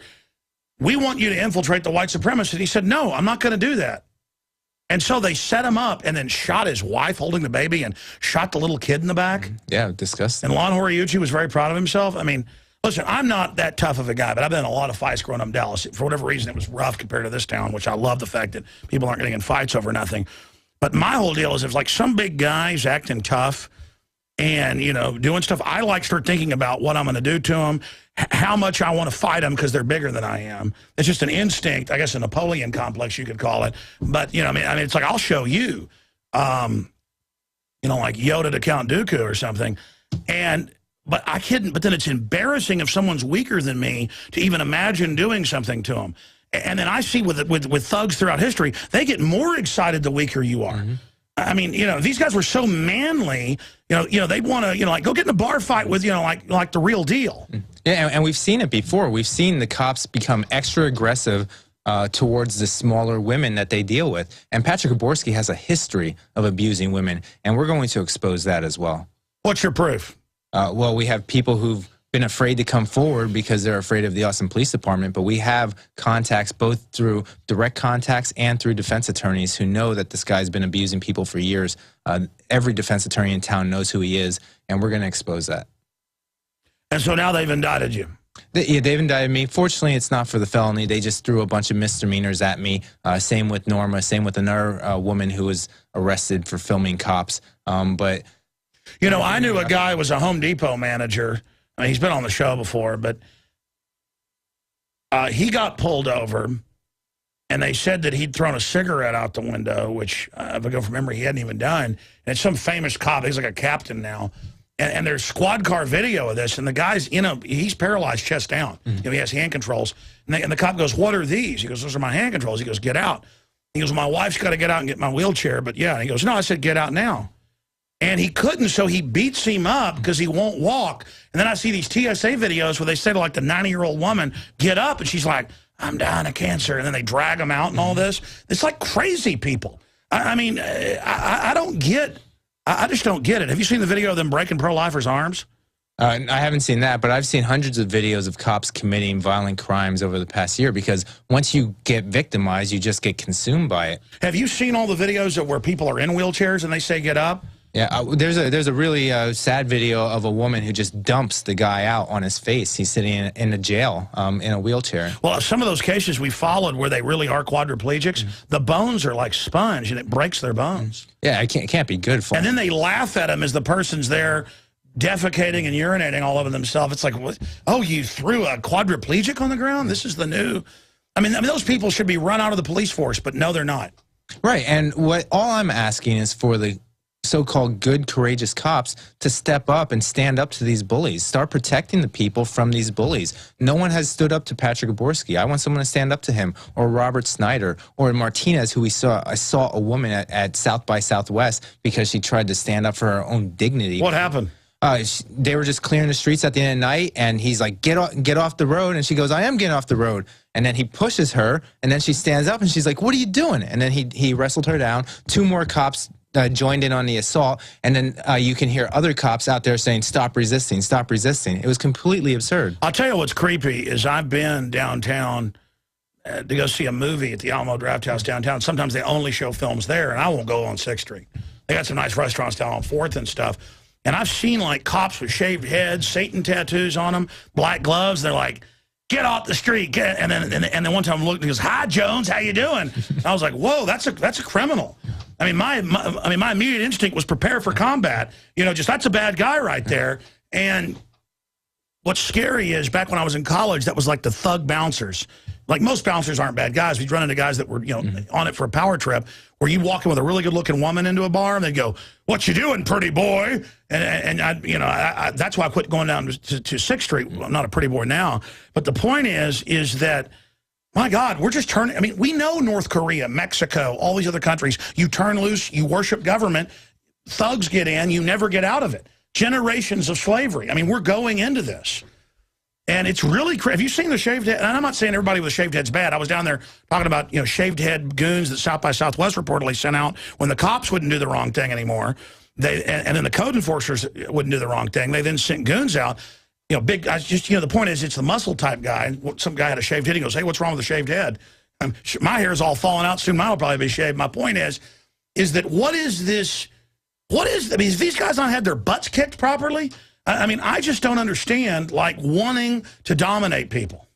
Well, it's human nature, and when you look at the... Not my nature. No, not yours. And there are people, if you have morals, ethical, groundings, you don't want to hurt people. Well, it's not even that. It's shameful to want to dominate people that are under your control. Right, but the Stanford prison experiment was one that showed us that when you give people power, authority, and control, that a huge segment of the population will go ahead and abuse that. 92%. I didn't know the number. But they began to desire to kill people for no reason. Yeah, and you have examples through military and whatnot throughout the ages where torture becomes a pastime for these people. Well, I mean, it's what happens when weak people take on the mantle of being men. Mm-hmm. You know what you ought to do with the Austin Police Department? You ought to, like, say, hey, let's have a charity boxing match. I guarantee you'd make $1 million. Let's say give it to children's charity or something. Not a CPS charity, but one that maybe helps disabled kids. Yeah. I bet they'd chicken out and wouldn't have a boxing match. Would you have a boxing match with one of those guys? Well, some of those guys are pretty pumped up on steroids. Come on, I'll do it. I'll do it. I'll do it. It would depend. I boxed in college, and the difference of 20 pounds is huge, so, yeah. I'm not afraid. Well, yeah, I mean... When they're in the wrong, you can't stomp somebody in the wrong? Well, I rather stomp them through direct action, through, exposing... Come on, challenge him to a boxing match. Well, there's a guy in downtown named Vess who's, roided out. He is huge, and we saw him assaulting the victim of an altercation on 2 different occasions. That's a guy I don't want to step in the ring with. I don't think that's scary. I couldn't even wake up till the guy's twice bigger than I am.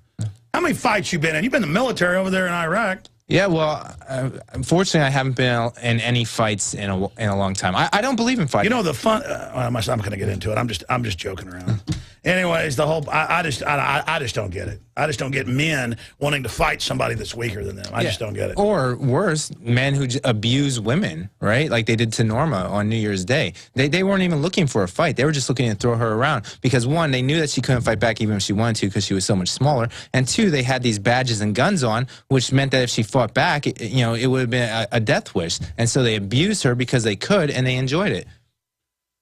It's just so alien to me. I mean, I just can't get it. I just don't understand it.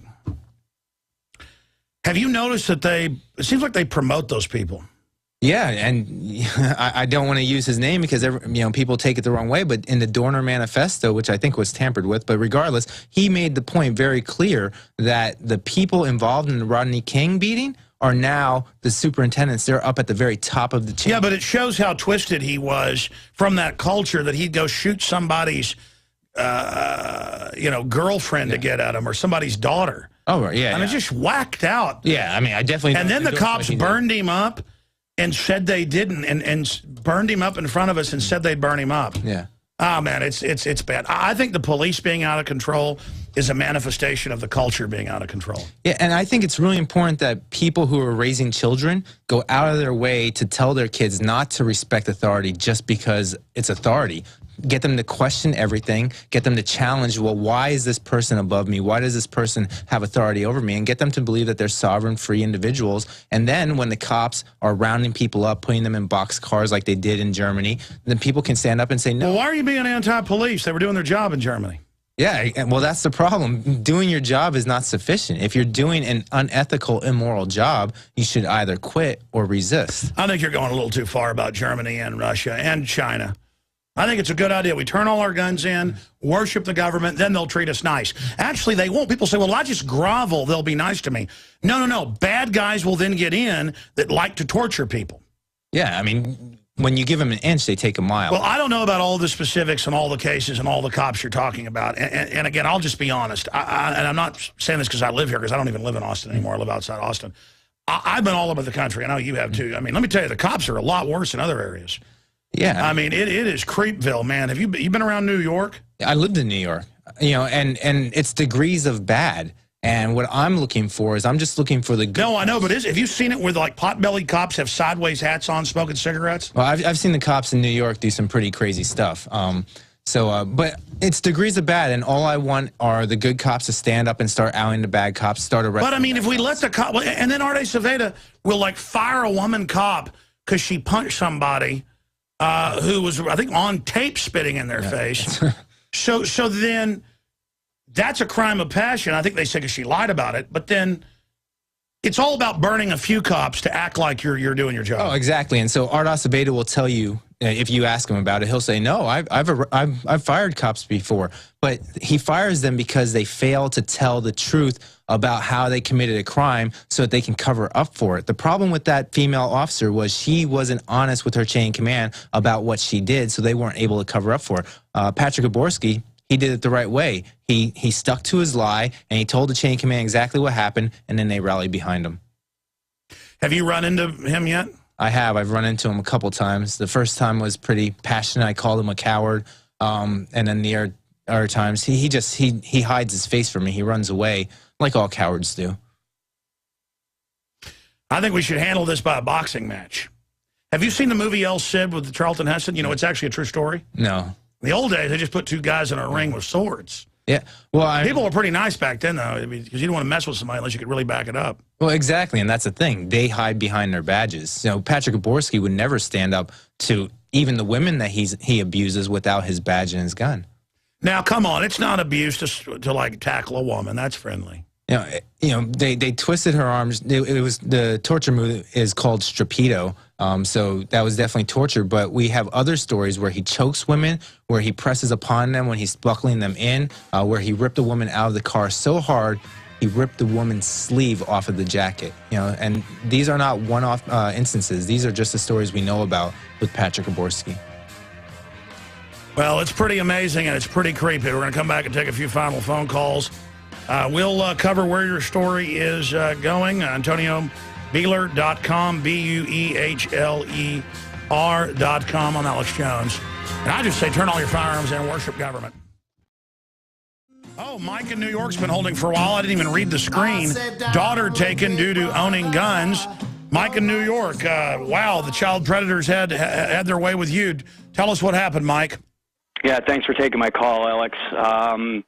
Well, it's a pretty long story, but I'll try to get to the point as fast as I can. I've been in and out of family court, and my ex-wife's been trying to get my daughter away from me, and finally she found a way. My mom's a pistol permit holder and grew up in a family hunting all my life, exposed to guns all my life. No criminal background whatsoever. In fact, speeding tickets I could count on one hand how many I have. I'm an ex-vet, which thank God they don't know about inside the court at this point. It's just, it's sick and perverted, Alex. And oh, I know. So they took your daughter because you own guns. That's the reason. They're demanding that I hand in a firearm that, in fact, was my father's, who is now deceased, and by law that goes to my mother, who's next in line, and I have two older brothers that are in line to actually receive that, and they're demanding that I steal, in essence, this rifle from my mother to hand it into them. So check this out, to get my daughter 2 hours a week at a family center under supervised visitation because I'm a threat to society. Meanwhile, I have no record, like I said. Now, has your daughter been handed over to the CPS PBPs, pot-bellied? My ex-wife has full custody over her right now. They took away all my parental rights. Okay, so that's what's happened. Yeah, they use that as a tool now. If the husband has guns, in the divorce, the guns are automatically taken. And that's what they're saying. They're not saying take guns from mentally ill people that have been adjudicated, you know, that think they're St. Jerome, to quote Ghostbusters. They are doing this literally across the board. And people, you know, I shot a special report last week, headline, gun confiscation and mass arrest have begun, and I explain it's going on everywhere, but it's not being announced like it's a big deal. And people are in the comments going, "You fearmonger! There's no mass arrest." Folks, they are arresting millions of people a year for marijuana, and tens of thousands have their kids taken permanently. I mean, gone. Okay, I mean, there are families on the run because they supposedly got caught with a bowl of marijuana. You know, engineer vets. And I don't even believe that, folks. And again, I'm the first guy to give the, quote, police the benefit of the doubt, but when the system's so corrupt that I grew up in Dallas, where the sheriff later went to jail for drug dealing, and that's what I was death threatened over, was talking about it, because, I mean, you know, I didn't like drugs. I'd be at parties and drugs would be delivered by the cops and by sheriff's deputies, and, you know, it was just so insulting to have them then pull us and our buddies over, and I don't want to get off into that whole story. I'm really sorry to hear And, you know, the cops would pull us over, want to search the car, and I'd go, you deal drugs. Well, we all went to jail. You know, it was just, I'm going to teach you respect, boy. Respect you're a drug dealer in a monkey outfit, in a Santa Claus outfit, in a Captain Crunch outfit. I mean, it's ridiculous. You dress up in a uniform, even for a masquerade party, and everybody kisses your rump. I mean, it's about what you stand for, what you... People wear a suit and everybody suddenly, you know, trust them. I apologize to all the callers that are holding. I've got to end this 4-hour transmission. I'm doing the nightly news tonight, 7 o'clock Central. If you're not a PrisonPlanet.tv member, you're crazy. The system does not want this going out. I hope you realize that. And it's your support of InfoWarsStore.com. It's your buying the books, the videos, all of it that funds our operation and gets you to the next level, waking up yourself and others. So be sure and go subscribe right now to PrisonPlanet.tv, and I'll be back tonight, 7 o'clock Central, with InfoWars Nightly News. Great job of the crew in this 4-hour transmission. I've only begun to fight. I'm Alex Jones. And Catholics, period, are extremists, and put them in a map next to Al-Qaeda. Yeah, there it is. A member of the state legislature, Diane DeGetti, she says that, and we talked about this on last week, but I mean, I just got to play this clip again. She says, hey, we've got to get rid of the magazines, because after you use them, you can only use them once. So, again, a lot of this is just the people that are anti-liberty are dumber than a sack of bricks. I mean, they are dumber than a dead possum that's been dead for 5 days on the side of the road that's got bureaucrats crawling all over it. I mean, these people are as dumb as the day is long. They are stupid. And that's who the globalists get to run for office. Just the dumbest, stupidest morons out there. Okay, so let's go ahead and go to this clip of her saying we got to ban the magazines because then they're no good after you use them once. Here it is. I do think that we can pass those. And just very briefly, to your last question, what's the efficacy of banning these magazine clips? I will tell you, these are ammunition. They're bullets. So the people who have those now, they're going to shoot them. And so if you ban them in the future, the number of these high-capacity magazines is going to decrease dramatically over time because the bullets will have been shot and there won't be any more available. The road to hell is paved with useful idiot morons, and this woman wins the Grand Idiot Award. The grand dupe, sucker, schmuck, fool, dumb ass. I have to use that term. It's the only way to describe it. And listen, they got legions of these people. I've had a carpet cleaner in my house, saw a gun case, and started to call the police. And I had to call their manager and say, stop them, they're mentally ill. I mean, that's America, ladies and gentlemen. Dumber than a box of rocks, thinking Obama's going to give them free health care. And you want to talk about the ravings of a control freak authoritarian, the ravings of a fascist. This story's up on drudgereport.com. MSNBC host, 4 kids belong to the collective. It's on the left-hand side of drudgereport.com. It's an Infowars.com story, but it scrolled off. It's from yesterday. I'm going to get it posted back up on Infowars.com, where she says, your kids belong to us. And this is an MSNBC promo video. They're not going to stop, okay? They're going to raise your taxes till you live in a 200-square-foot coffin box with government pedos in there teaching your kids, like Jocelyn Elders said, how to masturbate. That's who these people are. All right, Alex Jones here, back live. Dr. Pieczenik's popping in for like 10 minutes. From the DMZ with the latest on North Korea. We'll get into that. But here's the headline. MSNBC host, your kids belong to the collective. And there she is with this arrogant, lisping, crazed look in her eye. These are dominators. These are people that can't build anything. So they see their empires building as they take you over. These are slave masters who want to be able to, like the UN has pushed and Jocelyn Elders, quote, reach down and show the kids how to do it. And you're like, that's outrageous. Well, why are they so outrageous? Because it's about breaking you. It's about Stockholm Syndrome. It's about going for it all and then going for it all again and going, they're like hopping around demons. People that hate you having a nice family, hate your swimming pool, hate your wealth. That's all they talk about. Disgusting America with all its wealth and people that have things. You hear it. Meanwhile, they're in helicopters and jets and giant government buildings. They hate you. They have an instinct towards total domination. They have an instinct that if you gain something, they're losing something because they're predators. These people are total and complete predators. The reason I'm bringing up Jocelyn Elders is I was talking about how the state controls your kids, and one of the IT guys that was up here last night, he goes, remember Jocelyn Elders? Going, reach down and help the kindergartners. That voice, reach down and help them. I mean, it's just like, what? Is there no end to you people?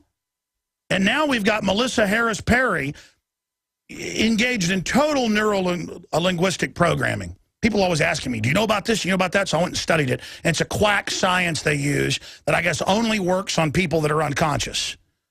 And they'll say something that they know is what people agree with. Your children belong to you, to trigger synapses in the brain that go, that's right, they do, they're mine. A normal mammalian response. But actually, we need to strengthen public education. We haven't supported it, which is a lie.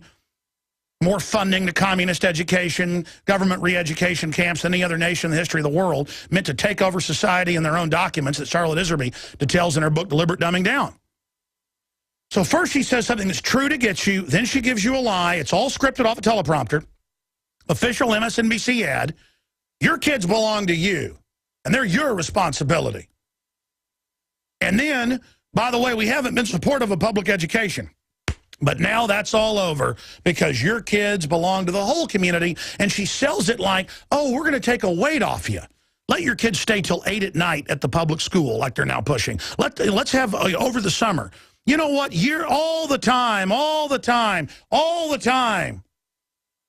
The whole thing is a psych warfare event with a crazed nobody that goes to Delphi Technique and Rand Corporation events. They're all funded by this. It's on record. You can look it up. All these federal bureaucrats at that level. That's a federal agent you're looking at right there. MSNBC is a globalist propaganda command base raining down racial and cultural division with the government as the unifier. The Roman model of balkanize everybody and then it bundles the sticks together. True fascism is the sticks bundled together, tied together. The fasci. That's what fascism comes from.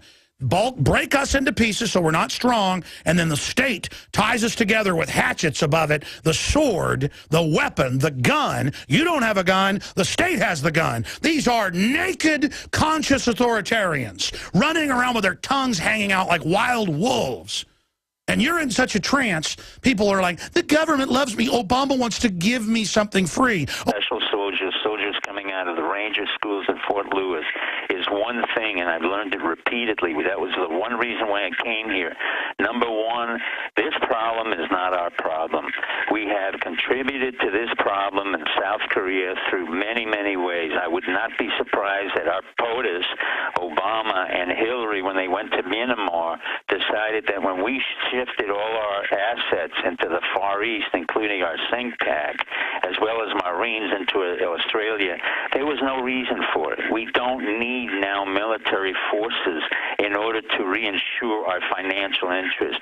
What I found now in South Korea was exactly the opposite of what you found in America and what I have found. And we've come to the same conclusion. I came out of here yesterday after coming to the DMZ talking to hundreds of South Koreans. There was not one South Korean, despite this whole crisis and warmongering, who was upset, disgusted with America, or upset about some Kim Jong-un, and they thought it was a joke. They had a highly amount of disrespect for us. They said we should leave, and I've said that for 20 years. We do not need a base in Seoul.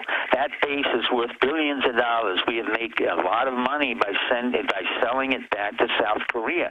They have asked us repeatedly to leave. South Korea does not need our help. North Korea will go through its own crisis as a baby goes through its crisis, and eventually it will resolve itself. Our business is not to respond to symptoms, it's to prevent them. If we have any effective system, it should be in the prevention of crisis. That's really prevention. But instead, we have a president, we've had three sequestering presidents, Clinton, Bush, and Obama, who have repeatedly got into rendition and into sequestration and into wars that were false and have continuously lied to the American public. I cannot emphasize enough your passion as well as mine. Now, I've worked with 5-6 presidents. None of them were as vitriolic in their attempt to control the American public for everything that everybody said about Nixon. He never tried to control the American public. He looked at the IRS. He created a lot of welfare programs. We went to a war that he did not want, was started by John F. Kennedy and LBJ, who had the dignity to leave. We have people in the White House who have no dignity, no competency, and who are totally sociopaths. We have a military-industrial complex that's creating and fomenting these so-called crises. I knew the minute we were shifting our entire SINCPAC, our Navy, and our Marines into Australia while Hillary and Obama were conniving in Myanmar, Burma, I knew we would be getting into trouble in the South China Sea. We are irrelevant. I cannot tell you, after talking to hundreds of intelligence operatives here, of Koreans, we are so irrelevant. They are so prosperous that when I look back at this entire issue, you know what I come out of it with? The same conclusion you came out of it. I go through TSA. I had to go three times to TSA in Miami, San Francisco, and elsewhere. They were pathetic. The minorities who ran it were illiterate. They could not speak English. The ones who could speak English were dumb, and they were looking at things that were totally irrelevant. There is no counterterrorism. There is no security. What we have created is a dysfunctional, self-destructive government. It must stop. It will not stop from the constitutional amendments that we have or our legislators. They are incompetent. The Constitution is antiquated. We have to renovate it. We have to get rid of our legislators. They no longer represent our interests. It's crony capitalism, and we can no longer really abide by presidential elections. They're just a joke. It's just one CIA asset. As many as most people won't realize, even Clinton, the slick Willie, a total sociopath, a drug addict, was recruited at Yale as a CIA asset. I was on the board in the Fulbright, where we gave out Fulbright scholarships to CIA potential candidates. When he went to Oxford and his roommate was Strobe Talbot, he never even finished the education. He ended up in Moscow, elsewhere. He doesn't talk about it. Then he goes to MENA, services our CIA through drugs and to the third world country. Then we get Bush, who's a total moron, completely CIA asset, run by Cheney, run by a whole group of guys who were dysfunctional and were thrown out by Bush Sr., and yet they come up to the top because of the power elite within the Republican Party. Sure, and Doc, let's tie this in. Will destroy itself. Sure, you're there on the DMZ. I want to get a little bit into that before you've got to leave us. But look at how Rumsfeld in the mid-'90s with Clinton helps transfer the reactors to the type that could create the fissile material for A-bombs. Look at how you said the big defense contractors are there trying to sell weapons to everybody during this crisis. They stand to gain from destabilization instead of just having a free market system. You were telling me yesterday how you were in the restaurant surrounded by CIA people casing you. You told Chris you've got to split soon because they're starting to put pressure on you. Describe the atmosphere there, because here it is. North Korea shows signs. Here's the atmosphere. It's very clear. On the DMZ zone, in some ways, I'm a lot more protected because there's very little they can do to me. Either there's no grounds on which they can arrest me because basically I'm providing information literally to you and to the American public. I have not violated the First Amendment. What's happening is I'm seeing more and more surrounding me within other confines in Seoul and the CIA and DMZ, more and more American soldiers who stand out, who really have no idea of what they're doing. From Fort Lewis for Fort Bragg, I I asked them repeatedly, what is your mission statement? I don't want their secrecy. They say it's so complex. I say, why is it so complex when it's psychological warfare? I asked them, how many weeks did you get in military intelligence at Fort Huachuca, which is what we do in military intelligence? You know how many weeks? 2 weeks. It was worthless. No, they're babies, and they not just babies. The point here. Well, Alex, they say complex because they don't know. No, they know. What's happening is they're being brainwashed.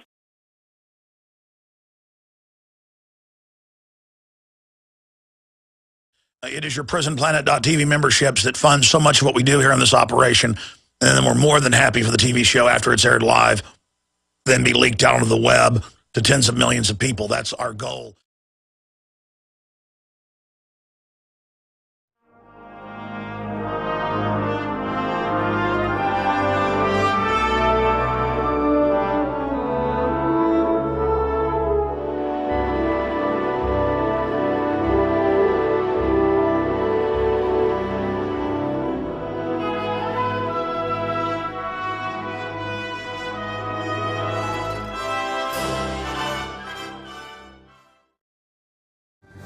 Ladies and gentlemen, we are live, and it is Monday, the 8th day of April, 2013. We're going to be here live for the next 3 hours. There is just all sorts of insanity breaking out all over the world, in Egypt, in Libya, in Syria, in North Africa. Christians are being mass murdered and just torched and beheaded and raped and killed everywhere. Black Libyans are being hacked up with machetes and machine gunned daily. And it's just back of foreign newspapers because the Peace Prize winner is running it all with NATO. I mean, I have stacks of these articles every day, to the point of I don't even get to them. It's like, oh, Coptic Christians under siege as mob attacks Cairo Cathedral, trying to burn it down. London Independent. Israel closes Gaza crossing after rockets fired. Gaza, I mean, it just goes on and on and on until it is not even a news item anymore. It is just not even a news item that all of this craziness is going on. And it's now normal to have the Department of Defense have training manuals for the military that, quote, evangelical Christians and Catholics, period, are extremist, and they put them in a category right next to Al-Qaeda. And it's on Fox News. It's not even a news item. It's just Fox News doesn't become a national story. MSNBC host in a promo ad running says your kids don't belong to you. They belong to the state and the collective. And the only place that cares about it is DrudgeReport.com. It's on the left-hand side of DrudgeReport.com. MSNBC host, your kids belong to the collective. And that's why the White House said last week, the Drudge Report is causing us problems. The Drudge Report is causing us problems because we can't control the narrative. I mean, what is there? There's Infowars.com. There's Drudge Report. Beck covers some of this stuff. Limbaugh a little bit. But he won't talk about Republicans that are going along with it, really. I mean, this country, Michael Savage talks about some of this stuff. And of course, they're not perfect. But, I mean, at least they'll say communism's not a good idea. America has lost its moral rudder and compass, and so is the entire Western world, for that matter. And now Katie barred the door. I mean, Katie barred the door. I was driving into work this morning, listening to local AM talk radio, and I heard caller after caller going, Obamacare gives me free health care. Obama cares about me. And the host would say, well, you know, it doubles health care prices this year. It hires 16,000 IRS agents. It was written by the insurance companies. It's a giant scam. It does have death panels, rationing of care. And the people would laugh at him going, that's a talking point on the Republican Party. No, the Republican Party's bought and paid for at the top by the very same people. It's bought and paid for by the very same people at every level. And Mitt Romney, with the big insurance companies a decade ago or more, wrote what became Obamacare. I mean, heaven help us. It's all about rah, rah, I'm in the winning camp, I'm a Democrat, and my guy's in power. And when a Republican's in power, rah, rah, my guy's in, I'm winning. Meanwhile, foreign special interests are gutting this country up one side and down the other. That's what's going on in this nation. That's what's happening. And America has just gotten in a position of a bunch of TV head, iPod surfing, iPad surfing, people who cannot take action to even save their own future. There is not an initiative in this country. 101 million people don't work in this country of the supposed workforce. Basically, close to half the country doesn't work in this country. And they're now saying, hey, let's enslave the other group and make them serve us. We'll be back with all the big news.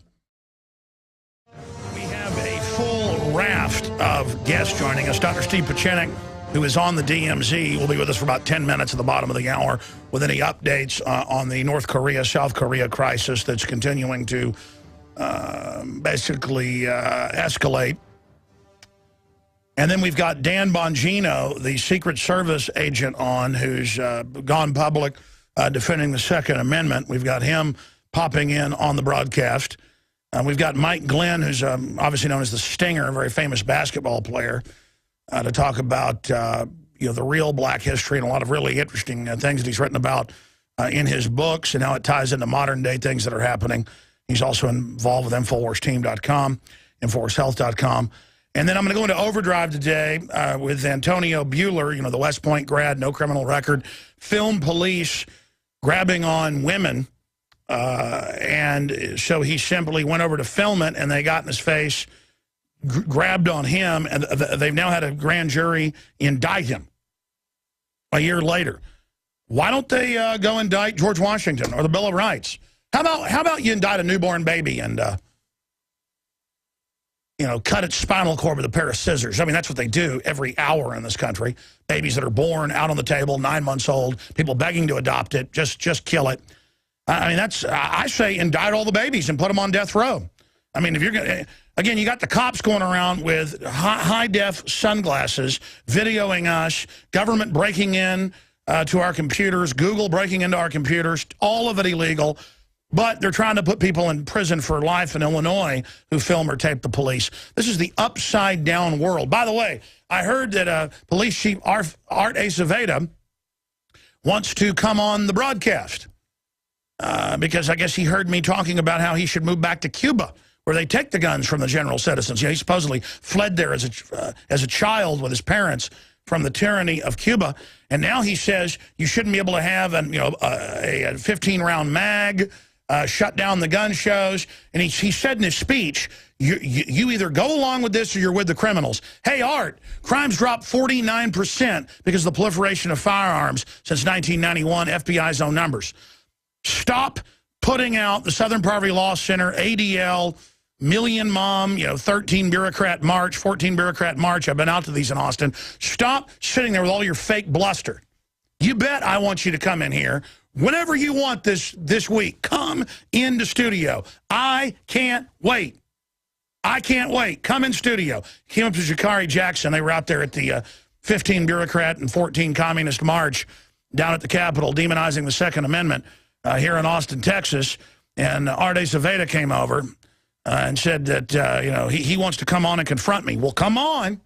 That'll make some good radio, I tell you. And he's a nice guy. He's like, hey, here's my card. I live over here by you. You ought to come over to the house and have a beer sometime. And I'm like, come over and have a beer and drive home? He said, no, of course not. Wait a few hours. Anyways, I like to have a beer.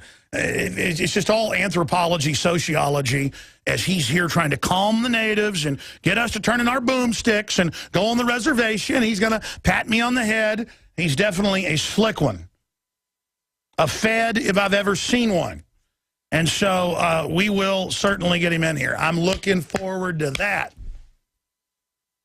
So let's call his office and tell him, Art wants to come in here now. Bring him in. Bring him in. Bring him in. Speaking of Second Amendment news, Obama to bring some Sandy Hook families on Air Force One. You had to pimp out the dead children some more. Or to bring on people that sit there and look and act like actors. You know, they're sitting there laughing while watching this. 2 seconds later, turn your guns in. I mean, it's like, wow, man, if my kids have been killed like this, I'd be saying, you know, why was Adam Lanza on all these psychotropic drugs, which has now come out. And, of course, it's now come out again. People said last week, oh, it's breaking. He was on 7 psychotropics. Holmes, the supposed Batman shooter. Remember, I shot a video saying I thought they'd pull false flags with triggers in the movie. Then the media asked, why does Alex connect Batman to the last 2 shootings? I connected it before it happened. And it turned out that he was on 7 drugs. That came out early on, but finally it was in the LA Times last week, so now it's official. 7 psychotropic drugs, and then under government psychiatric care with a top Air Force officer, and he was in a DARPA program that was in computer mind interface virtual reality mind control.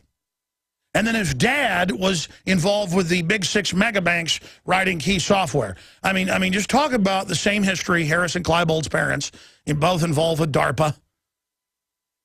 Look that up. Man, I tell you, who knows if any of this is even real or true. By the way, Adon Salazar found 2 different people from the Batman shooting that are admitted actors. In fact, some of them are in pretty good-sized movies that were official victims in it. And they're in Aurora. And I told him back at the time, I said, don't do that report. We don't need to get off into that because the public just isn't ready for it. But I want him to go dig those up again.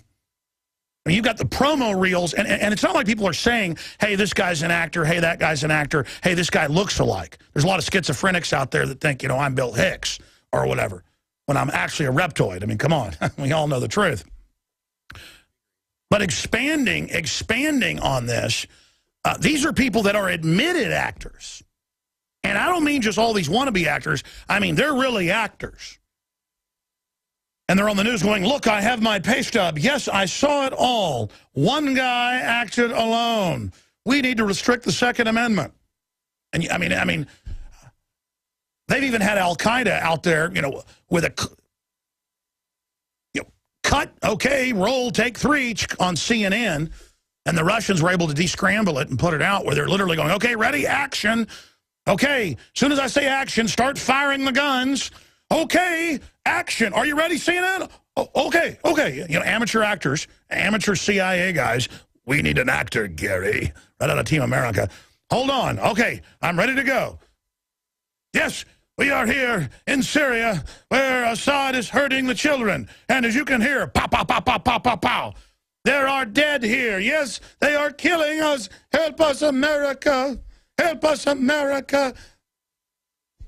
I mean, we did reports on that a year ago, where they've got all these fake people out there, just like the babies in the incubators in 1990, and just like all the other lies, where they have the daughter of the PR firm come in there and say that Koresh molested him. I mean, it just goes on and on and on, to the point of they say, okay, we're going to burn down Dorner. Get the fire, set the fire, burn him up. I want that cabin burnt down. We have the fire. We have placed the fire. The fire is ignited. We have a fire. All right, good job, team. That does not mean we burn that down. That's a conspiracy theory. That sounds like the ravings of a fascist. You guys have got to stop that, please. That is funny. Oh, man. You know what sounds like the ravings of a fascist? Let's cue up this Colorado state rep where they're giving Secret Service the power to engage in police actions against citizens. That's federal police with a state bill, the state being fully federalized, SB 13-013. ATF, of course, has got giant spy databases they're setting up. Army says evangelical. Obama is CIA raised from birth. Ford Foundation, Rockefeller Foundation, literal Manchurian candidate of the New World Order to bring in hell and death. Ladies and gentlemen, he rides the white horse of pestilence and death. Now let's go ahead and go to this clip. We're going to go to break and come back with it. We got time. Go out to break with it. Here's the evil. We have never invested as much in public education as we should have because we've always had kind of a private notion of children. Your kid is yours and totally your responsibility. We haven't had a very collective notion of these are our children. So part of it is we have to break through our kind of private idea that kids belong to their parents or kids belong to their families and recognize that kids belong to whole communities. Once it's everybody's responsibility and not just the households, then we start making better investments. All right, folks, we'll be right back. That's official MSNBC. And courts have said in California your kids don't belong to you. And they've also come out and said they'll give kids shots without your consent. We are here live, ladies and gentlemen. And we, of course, are back weeknight, 7 o'clock with InfoWars Nightly News. I'm just going to get a 10-minute update from Dr. Steve Pieczenik here, and then I'm going to get back into all the world news and the incredible attacks that are accelerating on the First Amendment, you name it. The ATF on the federal website has put out the bid for data mining to spy illegally on all gun owners and your web activity. Google, the NSA front, is breaking into all the computers with its Google cars and other systems with passcodes, stealing your data for the NSA and the foreign six banks that run it. I mean, it is just wall-to-wall criminal activity. There are tens of thousands of private intelligence groups now that have been given full national security access to everything. So understand, it's not just Nixon spying on you with your IRS records, and he was going to go to jail for that until he stepped down. Now, thousands and thousands, including quasi-foreign mercenary groups, are given above top secret clearances to listen to your phones, get in your computers, your bank accounts, and they put it on the news. Oh, intelligence agencies look at your bank account every day. Intelligence agencies listen to you. Private contractors. I mean, it is just the age of the criminal. Every criminal on earth turned loose, the government recruiting them to absolutely implode and rob everyone. This is like the French Revolution, the Jacobins, the opposite of our revolution. This is an Illuminati, crazy person orgy. We're seeing a wall-to-wall orgy with the TSA, their vanguard, openly training us to be groped, to have our families groped for prisoner training. And they're buying billions of bullets and armored vehicles and setting up checkpoints all over the place and putting the military on the street. I mean, they are just running wild. And their main drive is destroying the family, destroying men and women, destroying normalcy. This is a group of mentally ill deviants. What do you think the Nazis were? A bunch of deviants. What do you think the communists were? A bunch of deviants. I mean, have you read about Hitler, Mao Zedong, Stalin, Lenin? These are their own writings, the stuff they were into. Ultimate weirdos who don't like those of us that just want to go home to our wife and kids and be normal, that never get tired of a steak, never get tired of fishing, never get tired of a sunset, never get tired of our wives, of our husbands. We are anathema to them. They like burning cities, starving children, black uniforms, hell on earth. And I, for one, have had enough of it. I've had enough of it. And it's time for the strong and the decent and the normal to rise up and to call out the enemy and call it out for what it is. They are on mainstream news. I have the Fox News. And Fox News is like, is this good? And they're like, well, maybe. All Catholics and all evangelical Christians listed in a file, let's show people, as being with Al-Qaeda. It shows their names, and they teach the military that's extremism. Army labeled evangelicals as religious extremists. Let's scroll down. And it actually shows the document. If you click on it, if you're watching on TV at prisonplanet.tv, right next to it, you can actually just blow it up then. Just blow it up there on the screen for everybody. You can just go back to the actual page and just blow it up on that screen like I did yesterday. And then it's right side up. It's just incredible.